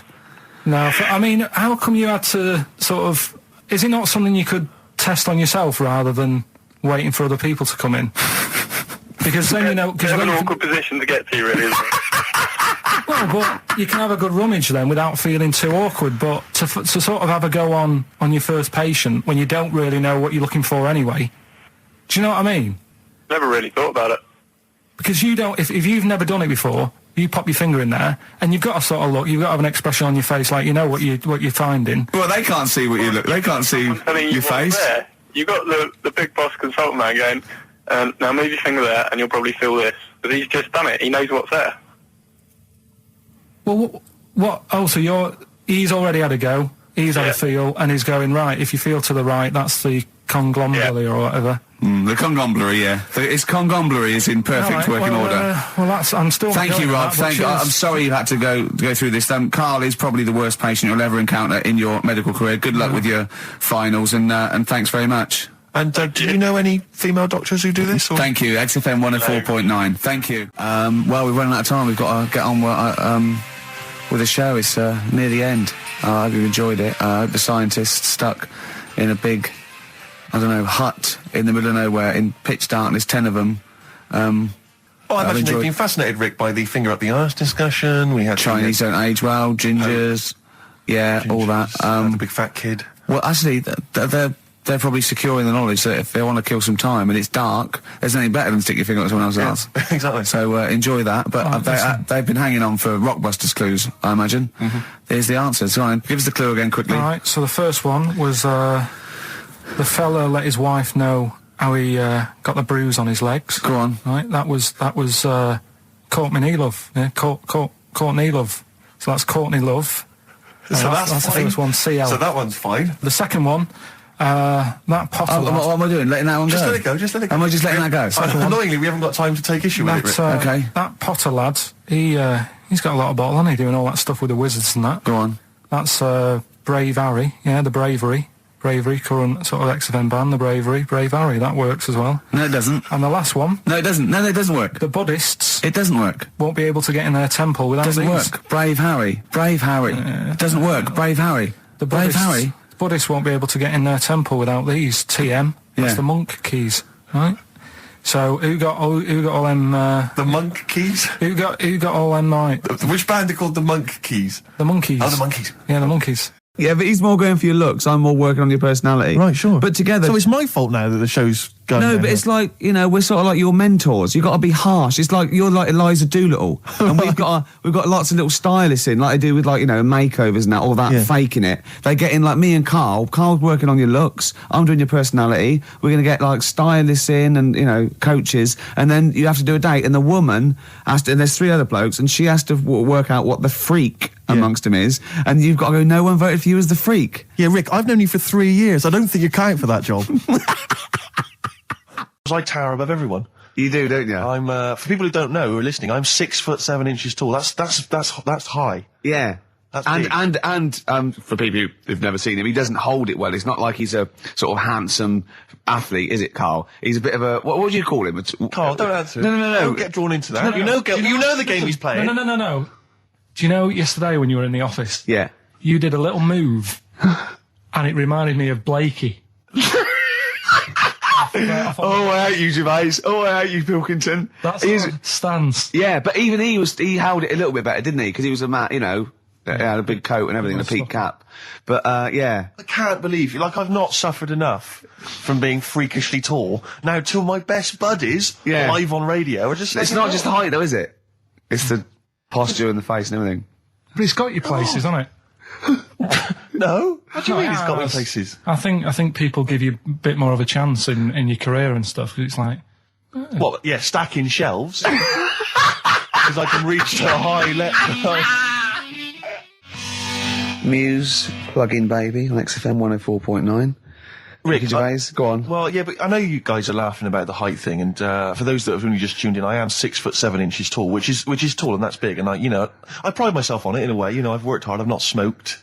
I ate well. Yeah. It's an accomplishment. But obviously, I didn't have much involvement in it. I just am, and it's a curse because mainly the problem is that you can't get stuff. You can't get clothes. You can't get shoes. Yeah. He's size 14 feet. Yeah, but it is genuine, and I don't know. I mean, it costs a lot to buy a pair of size 14 shoes, and if you were genuinely poor, I don't know how you'd afford to be tall because the clothing costs more, everything costs more. I've seen this in comics that you'd actually go to school in a barrel, wearing a barrel with just braces. It'd just be a barrel, and you'd have sort of flip flops, and you'd take a mule with you. They all had a mule, didn't they? But people always think you'll be in a pub or something, and people just think they can talk to you about it. They just think, hey, oh, you lanky, it's just like because it's like they. But that really annoys you, doesn't it? Well, it annoys me because it's like they think I should be proud of it. Like, well, exactly, but they don't think that this is not a disadvantage. This is not a disability, is it? You're taller than most people. It might get disability. No. If you were 8'3", it'd be slightly debilitating. You would, but debilitating. What? Debilitating? Yeah. No, you're a medical man, aren't you? But no, the point is, it's a debilitating because when you go on public transport, like if you're on a coach. The only place I can sit on a coach is that seat on the driver's lap. Either on the driver's lap or that seat at the very end. Yeah. Which sits into the aisle. Yeah. That's the only place I can. Well, sit. you stand up, some sort of kids at the back waving at drivers. You could drive it from the back. Here he comes. Watch it. Were you a tall baby? Oh, Mr. and Mrs. Merchant, you've given birth to a basketball player. Look at his dribble already. Were you a tall baby? Babies aren't tall. Oh, at what point did you suddenly, Jesus, nothing fits me? Well, it didn't happen overnight, Carl. Let's do a little graph. How tall were you at 5? Oh, I don't know. 3 foot. 3 foot. How tall were you at 12? 6 foot. 6 foot, you really? I don't know, do I? How do I remember? I don't remember this. Well, when did teachers start calling you freak boy and lanky? They didn't. It wasn't didn't they? So much. It was no. You went to a funny school. I went bowling with him once. So I'd never been bowling before, and he'd been once before. And he went, "Let's go to this bowl." We went to a bowling alley, right? And you have to wear these special shoes. Now they're sort of like pointed things anyway, and they're multicoloured, sort of red and green. They look pretty weird. And the woman said to me, "Oh, what size?" I said, "Oh, 8. She went, "Yeah." "What size are you?" He went, 14. She went, 14. He went, "You probably haven't got them." She goes, "Yeah, I think we have got one pair." And she put them on the table, and it was like Krusty the Clown. And I just started laughing. They looked so long, and he had to run round this bowling alley in these freaky clown shoes. But they don't look freaky clown like when I'm wearing them, because the rest of me's in proportion to it. It looks like a little wall bracket. One of the worst things that happened to me was when I was when I was about 16 or something, we went to, yeah. Listen, let me just tell you briefly, this is another example of how people can just exploit you and make fun of you when you're tall. Yeah. I was quite tall. I've always been about 6'7" for quite a while now. And when I was about 16, I went to a big New Year's celebration in Bristol, where I come from. And everyone kind of congregates in this big sort of part of town, and there's all people dancing around, like in Trafalgar Square. And I was there, and somehow I just picked up a balloon somewhere along the line, one of those kind of helium sort of balloons, and I was holding that, sort of dancing around. And these 2 girls came up to me, and I was thinking, yeah, okay, it's New Year's Eve, brilliant, that's my kind of party. Yeah. They came out, they went, "Hey." Once a year. And they said, "You going to be here for long?" And I went, "Well, maybe." And they said, "It's just that we've arranged to meet back at you in about an hour." I went, "What do you mean?" I went, "Well, it's just because we can see you wherever you are. Don't worry, you can move around and stuff. We'll see you with the balloon. Just arranged to meet some friends." I love that. A landmark. So pilots use that. Oh, we're just coming in. There's when we see Steve Merchant, we'll be descending to Bristol Temple Mead. What's really funny is New Year's Eve, Trafalgar Square, you got a huge column, but they use Steve as like the meeting point. Steve's got a huge column. Brilliant, Rick. Well done. Award-winning comedy from Ricky Gervais. When I was in America, everyone told me it would be really easy to get big clothes and big shoes and that because they're all huge and all freaks over there. All right, steady on. And I was wandering around New York, and I was going in a few shops, kind of saying, we've got size 14, US 15 shoes, and they were going, "No, is that the difference? Yeah. One. And they literally were laughing at me. There was a couple of shops where they literally laugh and get someone else in and come and look at the tall, freaky Englishman. Really? And then one guy said, "Oh, I remember we had someone come in here once, and he said he'd been to a shop which sold kind of stuff for really tall people, and he said, I think I can remember the address, and he sort of looked through the sort of telephone directory, and he made a note of it. And I went on the subway, and I went through Lilliput. And I went, it took me ages to get there, and really hard to find it. I finally went in there. I've never seen it. It was heaving, right, with freaks It was amazing. It was like, they were just kind of gargoyles. It was like something from Lord of the Rings. They were just kind of these tall people and kind of gnarled. Did they turn around and start bowing to you? It was incredible. Yeah. And I went in and I just said, hi, I'm looking for a kind of sort of. Guy went, yeah, sure. And he sort of hobbled off into the darkness and came back with exactly the kind of pair of shoes I wanted. I couldn't believe my luck. It might be a magic shop. But it was like that shop in Mr. Ben. It might have been a dream though, you see. Mind you, I went to Texas once, and I had some ribs, and it was like the Flintstones. It was huge. And not only did it look too much like an animal that I couldn't actually eat it, I don't know who could eat it. I mean, seriously, it was 2 foot long. Yeah. And it was like half a rib cage. And It is incredible. My friends lived in Texas for a while, and they once were in a kind of diner, and there was, those kind of benches that are attached to the table itself, like a kind of picnic bench. Yeah. And, this huge fat guy came in, he came wobbling, he ordered like this kind of everything you can eat meal, and his fat kind of sort of, His big fatty fat, and it's fatted on the fat table, It wrapped itself around the table and everything. He was chowing down, and when he tried to leave, the table came up with him. Oh no. Imagine that! I mean, they are fat, aren't they? They're big people. They're huge people. But it was that thing we were talking about before, that bloke on Jerry Springer's show who was like 80 stone, right? Now, I felt quite sorry for him. He was really sad and he was crying. It is rad, but my point is this, right? When he got to say 50 stones, didn't he go, that's too much, That's not enough. For a land animal. Exactly. Do you know what I mean? Yeah. That's big, isn't it? I mean, I'm getting worried. I'm 13 stone, and I'm genuinely getting worried. I'm thinking, God. When you've got that big, when you've actually got your own mare. yeah. When you have to get in helpers to look what the scale says. Yeah. Like 4 or 5 people lift up your belly and go, it's 52 stone. You go, that's too much. Exactly. I'm going to only have 9 breakfasts When you today. when you begin to appear on the Ordnance Survey map. yeah, exactly, yeah. When You've got your own symbol. It's like, we can see 2 things from space now, Fatty and Steve Merchant. We'll be landing there about. Well, no, I'm just saying at all, you're not fat, are you? You're freakish and big. Yeah, Ricky Gervais. Yeah. Okay, Steve Merchant. Great to be here. Hi. Now, you're a very tall man, if I might say. You're 6'7", aren't you? Yes. Was that a bit of a problem at school? Well, yeah, a few jokes here and there. Yeah, a bit of gentle ribbing, but nothing too problematic. What's the weather like up there? Well, exactly. Skinny, all that sort of. Oh, you're lanky. Yeah. Oh dear. And what about the glasses? Well, I wear glasses, but again, that wasn't really a problem, They didn't call you 4 eyes, really. They didn't call you 4 eyes, freaky lank thing. They didn't call you freak pot. Freaky the freakish. All right, I'm gimp, not sure I'm 4-eyed enjoying this, gimp. Rick. Stop, What? I'm not Well, I'm sure just saying, they didn't do that. That's an interview. I'm not sure that's the best approach. Okay. And then you left school. Yeah. You went to university. There, were you called freaky, freak-eyed, 4-eyed git? Four-eyed git. Are you sure? Never been called it. Were you called freaky, lanky, 4-eyed, stupid hair, boggle-eyed freak face? Fish face? Is your chat show coming back? Well, no, but Roger Daltrey might not want it getting round that he gave birth to Specky. Yeah, right, actually. I see what you mean. Specky? Spotty? Spotty, so I looked at you. Yeah. All right, calm down. Well, I do. You've got nice, clear skin. At least I didn't call you Spotty, goggle-eyed freak boy. You got a nice skin, a nice complexion, smooth-faced, goggle-eyed freak boy fish. Thank you. Yeah. That's really nice. Carl, what? Don't you like us arguing? Is it like mum and dad arguing? Do you get all... It's a bit like that. In the caravan. There was nowhere to escape to.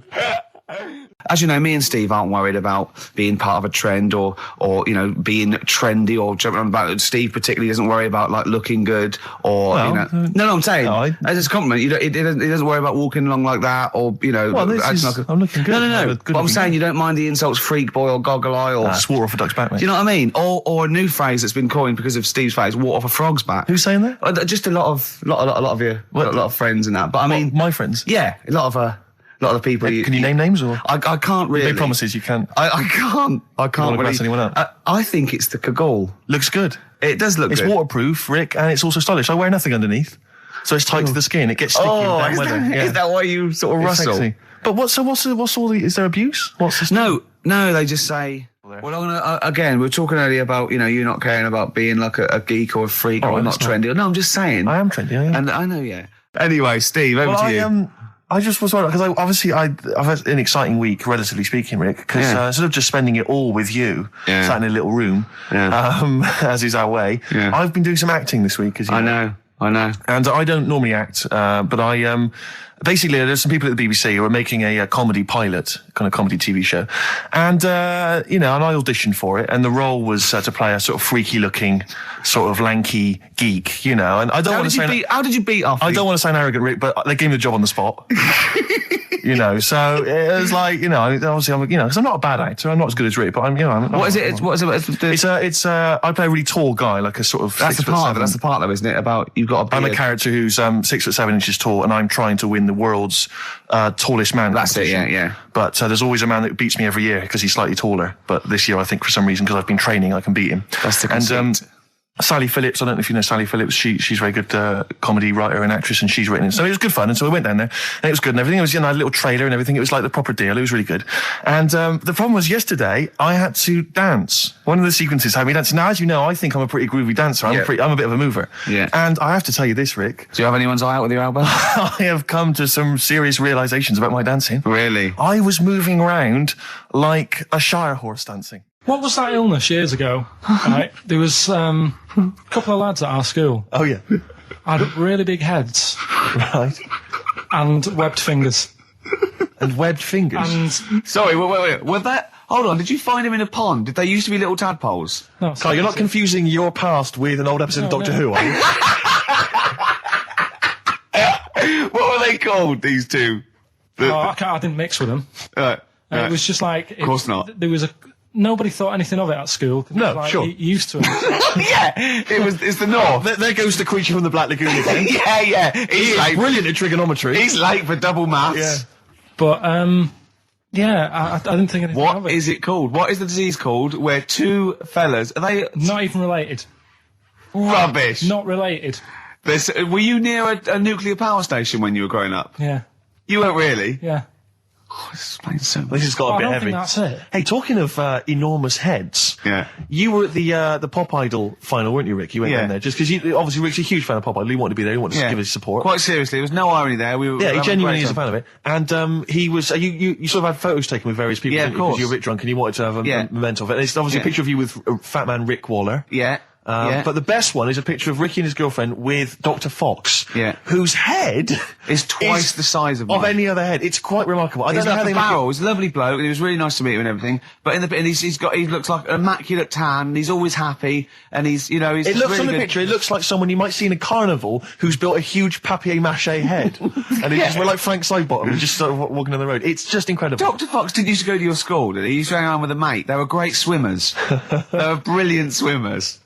Oh. God. There was three of them who all hung together, and they seemed to hang around like the older kids, the ones who looked like men. Do you know what I mean? What did you look like then? Well, it's just that I had youthful sort of looks, whereas like the older ones had like beards and stuff. It's the gang of boys in the fifth form with beards. Were they smoking pipes? Come over here, me filly. Oh, Debbie Carr, come over here, you little beauty. No, but she was like... I love that. They were hanging around with beards. There's the big boys. Oh, fishing. That's lovely beards. What do you I mean? just see a whole row of George Bernard Shaws. Brilliant. How do you do in history, boy? Think got an E. You're an idiot. Oh. They were like, I'd be there sort of punching people in the arm. That's a great game. Oh, I love that, punch people in the arm. Is that part of the Olympics now? it's I think it was exhibition this year. Right. But it's going to be a pro next year. It's going to be the Winter Olympics because you've got to do it in just a cap sleeve shirt in winter. So you're playing that? She, but whilst I But she didn't appreciate that. She used to go, ow! No, I always think whilst I was doing that, they were like the Charlie's Angels and they'd be sorting out a mission somewhere. Because they were really like, there was something about them that you thought, they're special. They were private detectives. What do they work for a man they never see? Okay, well, here's a name I'm interested in because, let me just tell you the name first. Adam Clifton. Oh. Go on, what are your thoughts on Clifton? He was one of them kids. He was all right, but he had that thing when if you didn't have enough milk, he had like wrinkly hands and like white bits in his nails. Oh, because he didn't have enough milk. Yeah. So therefore, you didn't like him because you didn't get enough milk. This is not to be confused with the two people with the big heads and the webbed feet, is it? Webbed hands. Well, this was they weren't related. They must have been somewhere along the evolutionary sort of trail. Do you know what I mean? They must have come from the same sort of stock. But you wouldn't have liked him. It's just one of them people. He was all right, but before you say any more, on Friends United, you can leave a little message which explains what you've been doing and what your life's like now. And most people leave maybe 2 paragraphs. Yeah. Adam, I've printed it off. He seems to have printed. I think there's about 6 pages here. of stuff. He keeps updating it, and he just basically lists his memories about everyone, okay, at the school, and what he thinks of everyone. And he says, I often see Simon, he's doing all right for himself, self-employed illustrator, Mark Cooper, Karl Pilkington. Right. And your name comes up. Now, I don't know if you've told us this story. I think you may have done, but I can't remember the facts about it. It just says Karl Pilkington with his pet bird. Was it a magpie? I can't remember. He brought it to school to show everyone, and it flew away. Oh, God. Oh, no, they do that, don't they? You show them what was the story there, Carl? You give them seed and they just leave. What do you mean? Well, this sounds like Kez. Well, that's it. I was a big fan of Kez. And it was the time our dog had just died. Yeah. So I didn't have any pets, and the cats were always getting run over. Yeah. And so we didn't want any more pets. Yeah. But there was a magpie that used to fly about on the estate, and I managed to sort of tame it. And in the end... With a chair and a whip? What do you mean you tamed it? Well, just used to sort of hang around it and talk. But how did you get hold of it? Did you catch it? Well, eventually, yeah, it used to just come to me, and the annoying thing was, it got to a point when I wish I hadn't bothered, because it used to pop me bike tyres. It used to sit on like, if I was talking to my mates and I was on my grifter. I love the way he just throws things in. It's like an Alan Bennett play. It landed on my tyre, and it used to peck at the tyre and pop it, and then it used to then never go away, so it was always like around the house, and my dad said never bring it in. So it used to sit on the porch, and I used to go out, and it used to fly down and land on my head, and it really hurt. It used to like peck and stuff. He thought it was a tyre. So it wasn't so much tamed as a stalker. Oh, God. So you took it to school and it flew away? Yeah. So did you take it in proudly going, look at my magpie? Oh. Yeah. Oh, But no. I think it got a bit confused in the area that it was in, because I used to just keep it sort of around our estate, but Sure. the school was a bit of a distance away. How did you get it there? Carrying it on my finger. Did you walk? Yeah. Wow. So it was happy there, then it got... But it used to be one of those things that people would stop me in the street and sort of go, oh, what's that? And I don't suppose Maggie, called it Maggie. You didn't get Charlie's Angels to go and find out what happened to it? Investigate? Were they impressed? No, not really. No. Carl, this is quite a little insecure sort of chap.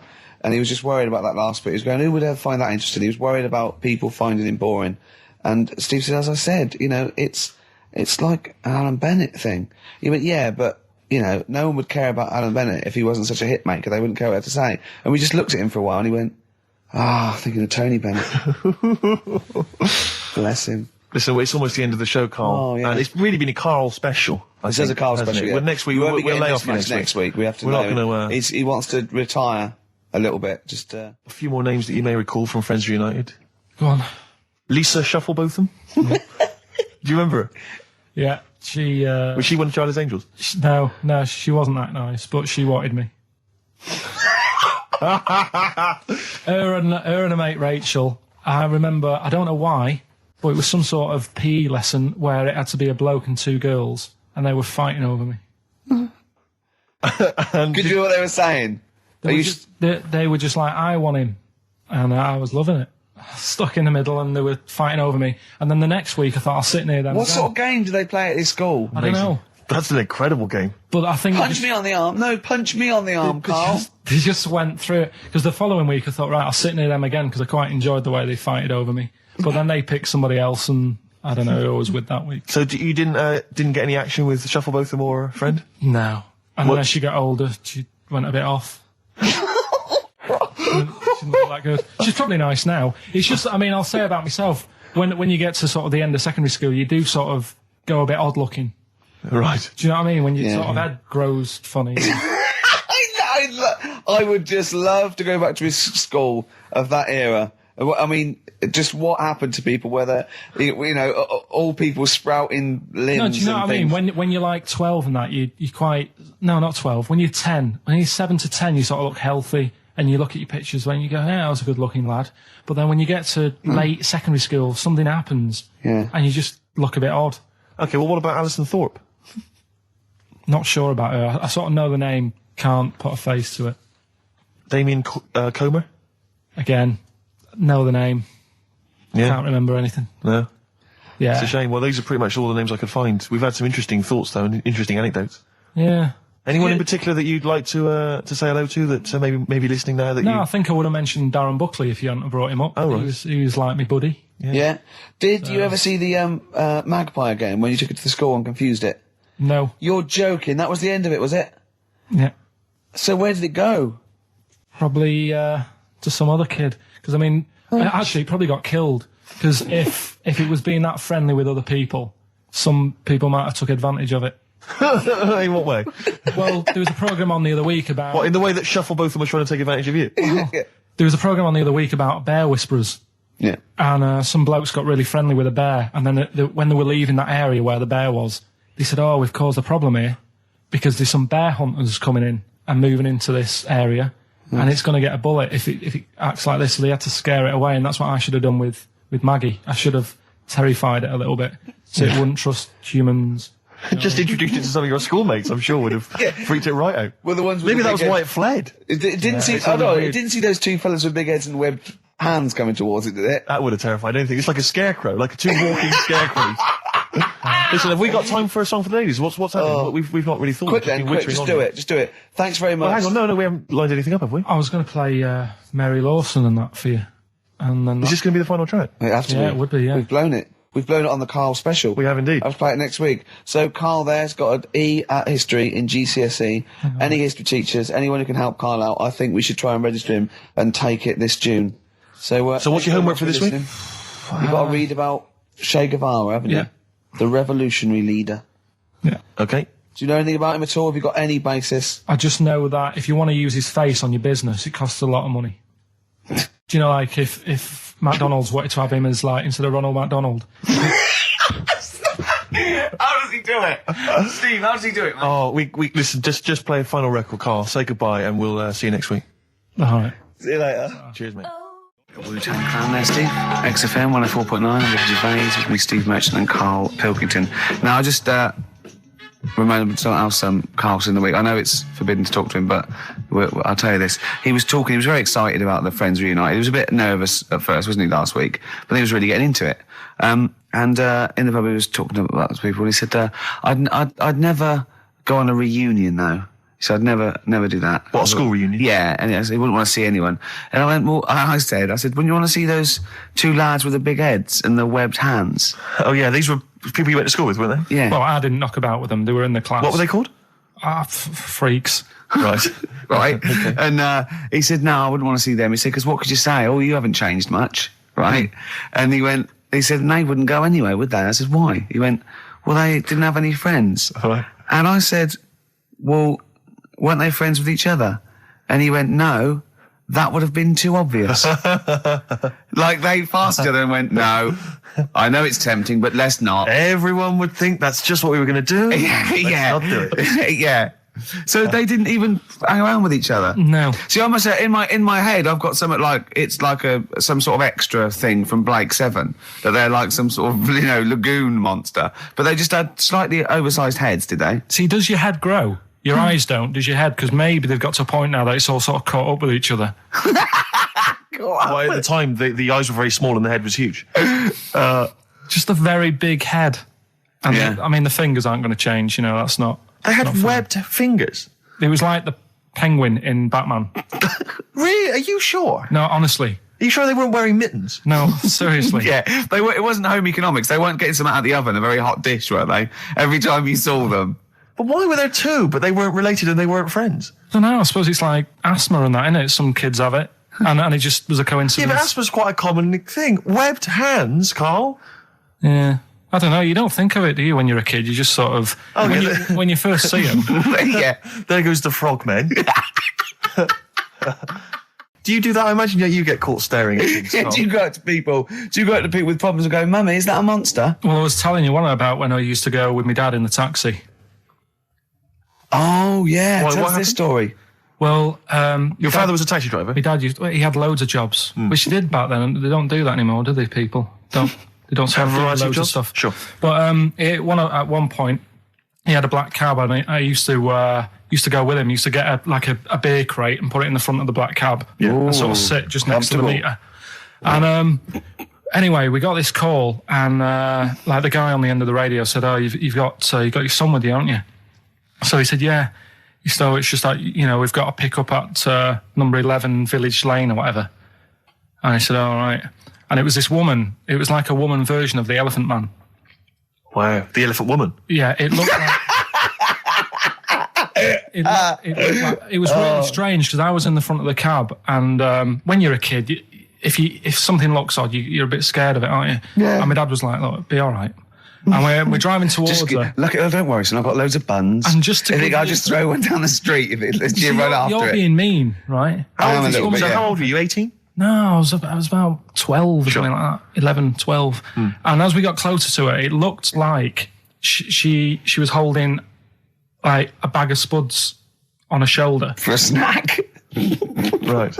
And her head was all a bit mangled and messy and that. And my dad said, whatever you do, don't stare at her face. Yeah.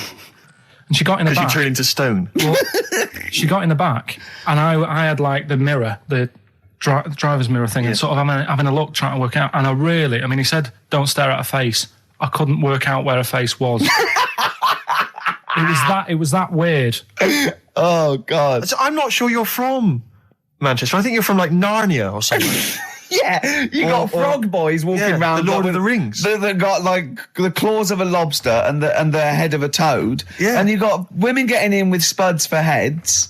I mean, what is this? This is not the place you grew up. This is madness. Oh, you can't believe it in London, can you? You come down and go, look, symmetry.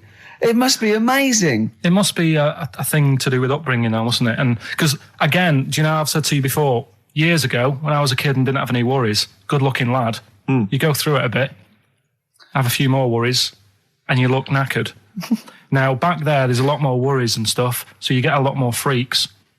Whereas in London, everyone's like happy, aren't they? I love the fact that stress can cause your fingers to fuse and your heads to grow. No, but if she must have been really stressed to have a head. Yeah. She was she an accountant or something? You know what I mean? But what did she do? What did she say? Where was she going, by the way? She couldn't speak. London Zoo, please. I think she was going to like to the fair. Seriously, honest to God. On my mum's life, she was. Because at the end of the day, that's a good thing with animals. They don't judge you, do they?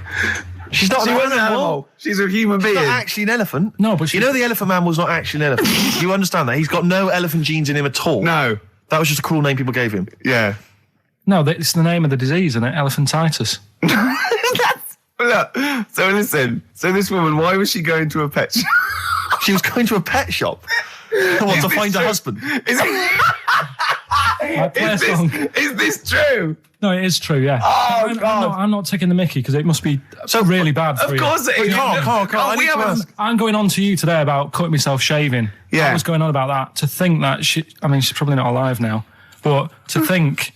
But you're saying that you're going to say this is a worse problem than a little cut shaving, aren't you? Yeah. Yeah. Do you know what I mean? I think you're right. Carl, there's a couple of key questions I need to ask. One, if she couldn't talk, how did she tell your father where to drive it? Did she have it written on a note? Did she point with her nose? Yeah. Right, this has got silly. Pick your song. But also, finally, where did you say she lived again? It was like in a village, a little small village. Right. Just hidden out of the way. All I'm saying is we could maybe get like some sort of coach, book some coaches, get a coach party up there to have a look at her. Take some photos. And now you can make some lemonade. The offspring of a woman and some spuds. Yeah. Please enter at your peril. Should it give me a shiny shilling? Carl, any more? I'll tell that story that you were telling me about your dad when he was driving. Well, it's just that you were talking about.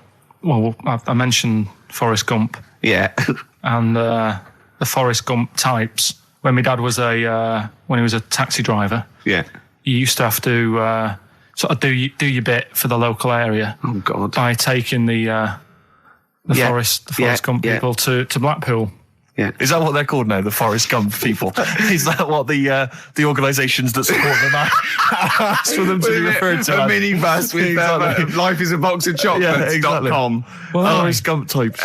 It must be. So you work with these people. The people with learning difficulties. And they used to get 5. Coming home must have been a busman's holiday. So he got 5 of them in the cab. Yeah. And they had to go to Blackpool, and 4 of them were really good, behaving themselves, didn't mess about, weren't fighting and stuff, but there was one who was just causing loads of trouble and they couldn't control him. Oh, and what you've got to be able to do with people like that, you don't want them to get stressed out because it's not good for them. It stresses them out, and you could end up with a bit... Thanks, Dr. Karl. You could end up with a bit of a riot on your hands. So, So he thought, I'll nip this one in the bud right now. And he pulled up just on the outskirts of Blackpool, and he took the one out that was causing problems and put it in a wheelie bin. Oh, no. Oh, I'm sorry. I apologise. He did what? Oh, he did it for the good of the others. He put it in a wheelie bin. He was having a good time. He thought it was one of the rides. Can you stop saying it? Him. Yeah. He was having a good time, and once he calmed down, my dad went back and picked him up, and he was fine. He had a good day. He left him in there the whole time the others were in Blackpool? No, he left him there, not the whole day, probably about an hour and a half. In a wheelie bin? In a wheelie bin. Why couldn't he get out? Because, like, his arms were trapped on the thing. One of those... He tied him up? No, do you know, like, because he was a big fella, and, like, he managed to get him in so his arms were down the side like that, so he was a bit trapped. Wasn't he screaming and crying and stuff? He was making a bit of noise, but, do you know what I mean? What, you feel serving right? Well, but anyway, I didn't really want to talk about it. You just brought it up because of Forrest Gump. Did his family know about this? Is this the first time they'd have heard about this? He didn't get asked to do it again. Sure. Now, you went to school with a number of different interesting people, some of whom were which, freaks. I understand, had big heads and webbed toes. Is that right? Yet they were not related to each other, and they weren't friends with each other. Why weren't they friends with each other? Because that'd be obvious. Did they wear shoes, or did they walk around in their webbed? Were they good at swimming? I don't know. I don't think they ever went swimming. Did they ever talk? Did they ever look over at each other and think, "Yeah, we should hang out more"? I told you something in the week as well. There was another lad at school had a pigeon chest. He had a what? Can we come back to this? He had a pigeon chest. I think we should play a record, Carl, because I think we've hooked them now. Yeah. I think there's no one switching off now, Rick. No, play a record. I was just, we were talking about something before. Yeah, well, the freaks used to go. You had people with big heads, 2 web feet, didn't hang around each other. That would be too obvious. You had a fella with a pigeon chest. Yeah, what's the story with the pigeon chest? Don't know how it happened. It was like it looked like somebody sort of hit him on the back with a big hammer, and it had come out at the front. Yeah, and I've never seen it since. Could that have been the answer? What? Why he had it? Why had it? Possibly, I suppose, in your neck of the woods. Yeah, don't know. Never asked him. It's just come back to haunt you, has it? The pigeon chest? No, it's just that when you mentioned about kids at school, I forgot all about him. He's talking about the kids with the web feet and the big heads. Yeah, and I forgot about the little old the pigeon chest pigeon boy. Yeah, pigeon. Yeah. I've had an email from Andrew Forrest, who has just simply entitled it Karl Pilkington. Oh, Karl Pilkington. What do you think of that? That's got to be your new name from now on. Oh. I had a mate who used to use it. What, he used to call you that? Yeah. Was that your nickname at school, Pilkington? No, it's not my nickname. It is now. No, it's not. It is now. Pilkington. Oi, Pilkington. Oi, Pilkington. Pilkington, do my homework. Where do you live? Where do you come from? Pilkington? No, there's this lad who called Mark, right, who used to go to school with, who used to call me that. And his mum, right, was like obsessed with cleaning. And I was never allowed in their flat. He makes the place look untidy. So she used to, I don't know if it was just me or all his mates, but I used to turn up and she goes, yeah, he is in, but you know what you've got to do? And I used to have to go round the side of his flat, and he had a computer, right, which I used to play. I didn't have one at that point, but he had one. And I used to have to go round the side of the flat and stand at his bedroom window with his window open, and I'd be sort of leaning in playing the game. You are joking. I'm not. His mum. You had the weirdest upbringing I've ever heard. The things you were willing to do. It's the strangest. What is this town like? No, I stopped going. Was there always music? Like, there's the horse in the house there. Oh, look at these 2 kids with big heads and webbed feet. All right, Ronnie. All right, Reggie. What was it like? She was obsessed. It is like you've grown up in a cartoon made for children. Yeah. No, his mum was really obsessed with cleaning. Can I play it through his window? I used to... Mrs. Ramsbottom, can I play it through Mark's window? Alright, you know what you have to do. She used to be up till about 3 in the morning. Pilkington again? Have you washed your hands? Well, up till 3 in the morning, washing. She used to be up doing the tiles in the kitchen. Washing until 3 in the morning? It was at 3 in the morning. And for ages and ages, that saying that out on the tiles, I used to think that came from, like, his mum. Because she was out, like, cleaning them late. So, till I was about 13, I thought that saying, out late, on the tiles, yeah, was... And now you're not confused by anything. Well... There's no misunderstandings in your life now, is there? So was he allowed to walk in and out of the house, was he? Oh, he was alright, and he used to come round to ours a lot, and my mum used to get these pies from Hagenbach's, right? So... I don't know what that is. It's at that bakery where they used to chuck the cakes out the back, I'll tell you about. Yeah. And you ate six. He loved it, but I could never go round to theirs, or if I did, it was like, well, yeah, he is in, and I'd go, alright, and then I'd walk round the side of the flat. Stand outside. Why did you ever knock at the door? Why don't you just go around and knock on the window? Just to check he's in, because he wasn't always in his room. If he was in the lounge, he'd have to go to his bedroom, and then that's where to meet you. This is the strangest. And you'd play a computer game through the window. You say it was a flat. It wasn't like a 5th story one, and you had to get in one of those kind of cleaning contraptions and like winch your way up. I love the idea of that. So, oh, Pilkington. Go on. Women wearing trousers and that, right? On the estate that I grew up in, right? There was a woman about 4 houses down, right? Rough. She's the one. She was, or the estate? She was, right? Yeah. She's the one whose kid took a horse into her house. Yes. Right. Now, we won't go over that again. No. If you're a new listener, I think we're covered. I think they get That's the all idea, you need to know. Right? Yeah. Now, she used to wear leggings. Yeah. No, they're a bad idea. They are a terrible idea. I agree with you there, Carl. If you're a lady of what the colour? normo persuasion... Were they pink? No, they were sort of black, but with all bits on them. Oh, right. You know what I mean? What, toast and just horse droppings? Yeah, go on, yeah. And she used to, she's quite a big woman. Sure. Pauline Quirk, I think you described her as. Look like a light bulb. It is those kind of women that are attracted to leggings. Yeah, I know, yeah. They are drawn to them like a moth. Yeah. She used to wear them, and that's what I remember when I read this piece. She used to work on one of those sex line things. Right. She used to do that. But... What, was she, an engineer? The weird thing with her was, she had big eyelids. Right. Go on. That were too big, and this is what I was thinking. What do you mean she had big eyelids? How big do eyelids have to be for you to go, they're big eyelids? What was she shoplifting with them? Would she come out of Dixon's with, like, radio stored in them? What do you mean she had big eyelids? It was another one of them popular things around our way. Do you know, like... What do you mean popular things? They go, oh, I'll tell you what, they're all the rage. Can I get some big eyelids, please? No. It was just like one of them things that people suffered with. Just big eyelids. They could hardly open their eyes. What do you mean? What do you mean? That's one of them popular things around where I grew up. People had big eyelids. They could hardly open their eyes. What does that mean? What sort of freak town were you born in? You had webbed feet people with big heads. You got women with big eyelids. What does big eyelids mean? Are you confusing her with the horse? Yeah. Did she have hooves? Look, what? Just too much skin. It was like the neck of a chicken. But on the eyes. What's your point? Anyway, so there's this big eyelided woman with the leggings. And that's what I'm saying to you, though. That's... When I read that story with people with trousers, I went from that to a woman who used to have big eyelids. I still know the point. But then, and also the other bloke who had the eyelid problem was a mate of mine. Right. His dad had it, and same problem, massive eyelids. I don't know what that means. I don't know what that means. I used to say to my mum, I'm going round to Dave's house, and or to say, well, that's all right, but make sure his dad doesn't take you out in the car, because he could hardly see. He had to have his head.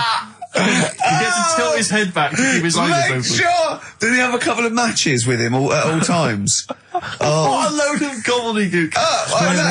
This began as educating Ricky. I know, so it's like he was people thinking, with eyelids. But it's like you're supposed to make that leap as well. Yeah. If I mentioned the trousers, Ricky will probably be thinking about people with big eyelids and women wearing leggings. Play a record, Carl. Got nonsense. Adverse. No, all right. I love the fact that he was fascinated by the strangest village in Britain, but the stories he's told us about where he comes from, there's him going around with two fellas with big heads, webbed feet, a little pigeon-chested bloke, him on his grifter with Maggie pecking at him, his dad in a telephone box nicking groceries, and a horse in the house next door. I mean, how strange was his upbringing? And him hanging from his satchel. Unbelievable. There's another woman who I remembered. Actually, I'll tell you later. Go on, what? I'll tell you later about another woman who I remembered. Give us a teaser. It's just a woman who rode around on a 3-wheeled bike with her husband in a basket. I'll tell you about Right, and the final You don't get clip. teasers like that on any other radio That's a hell of a funeral service. Right, listen. Right, tell us about this woman. Well, it was just because you were saying about the, our living. We are broadcasting now, aren't we? This is actually going out. This is live. This isn't us sort of like... Yeah, but you were just talking about how I lived in an odd village. Yeah. With kids with big heads and all that, right? And what I wanted to do... What is that again? There's 2 kids with big heads. Yeah, they just had sort of big heads and webbed hands and that. They went to my school. And when I spoke to my dad the other day, because I'm going to see my mum and dad tomorrow. Oh, yeah. So I said, have we got any school photographs with the big-headed kids in? And he said, no, nobody bought those sort of school photos because they were in it, so it was always a bit ruined.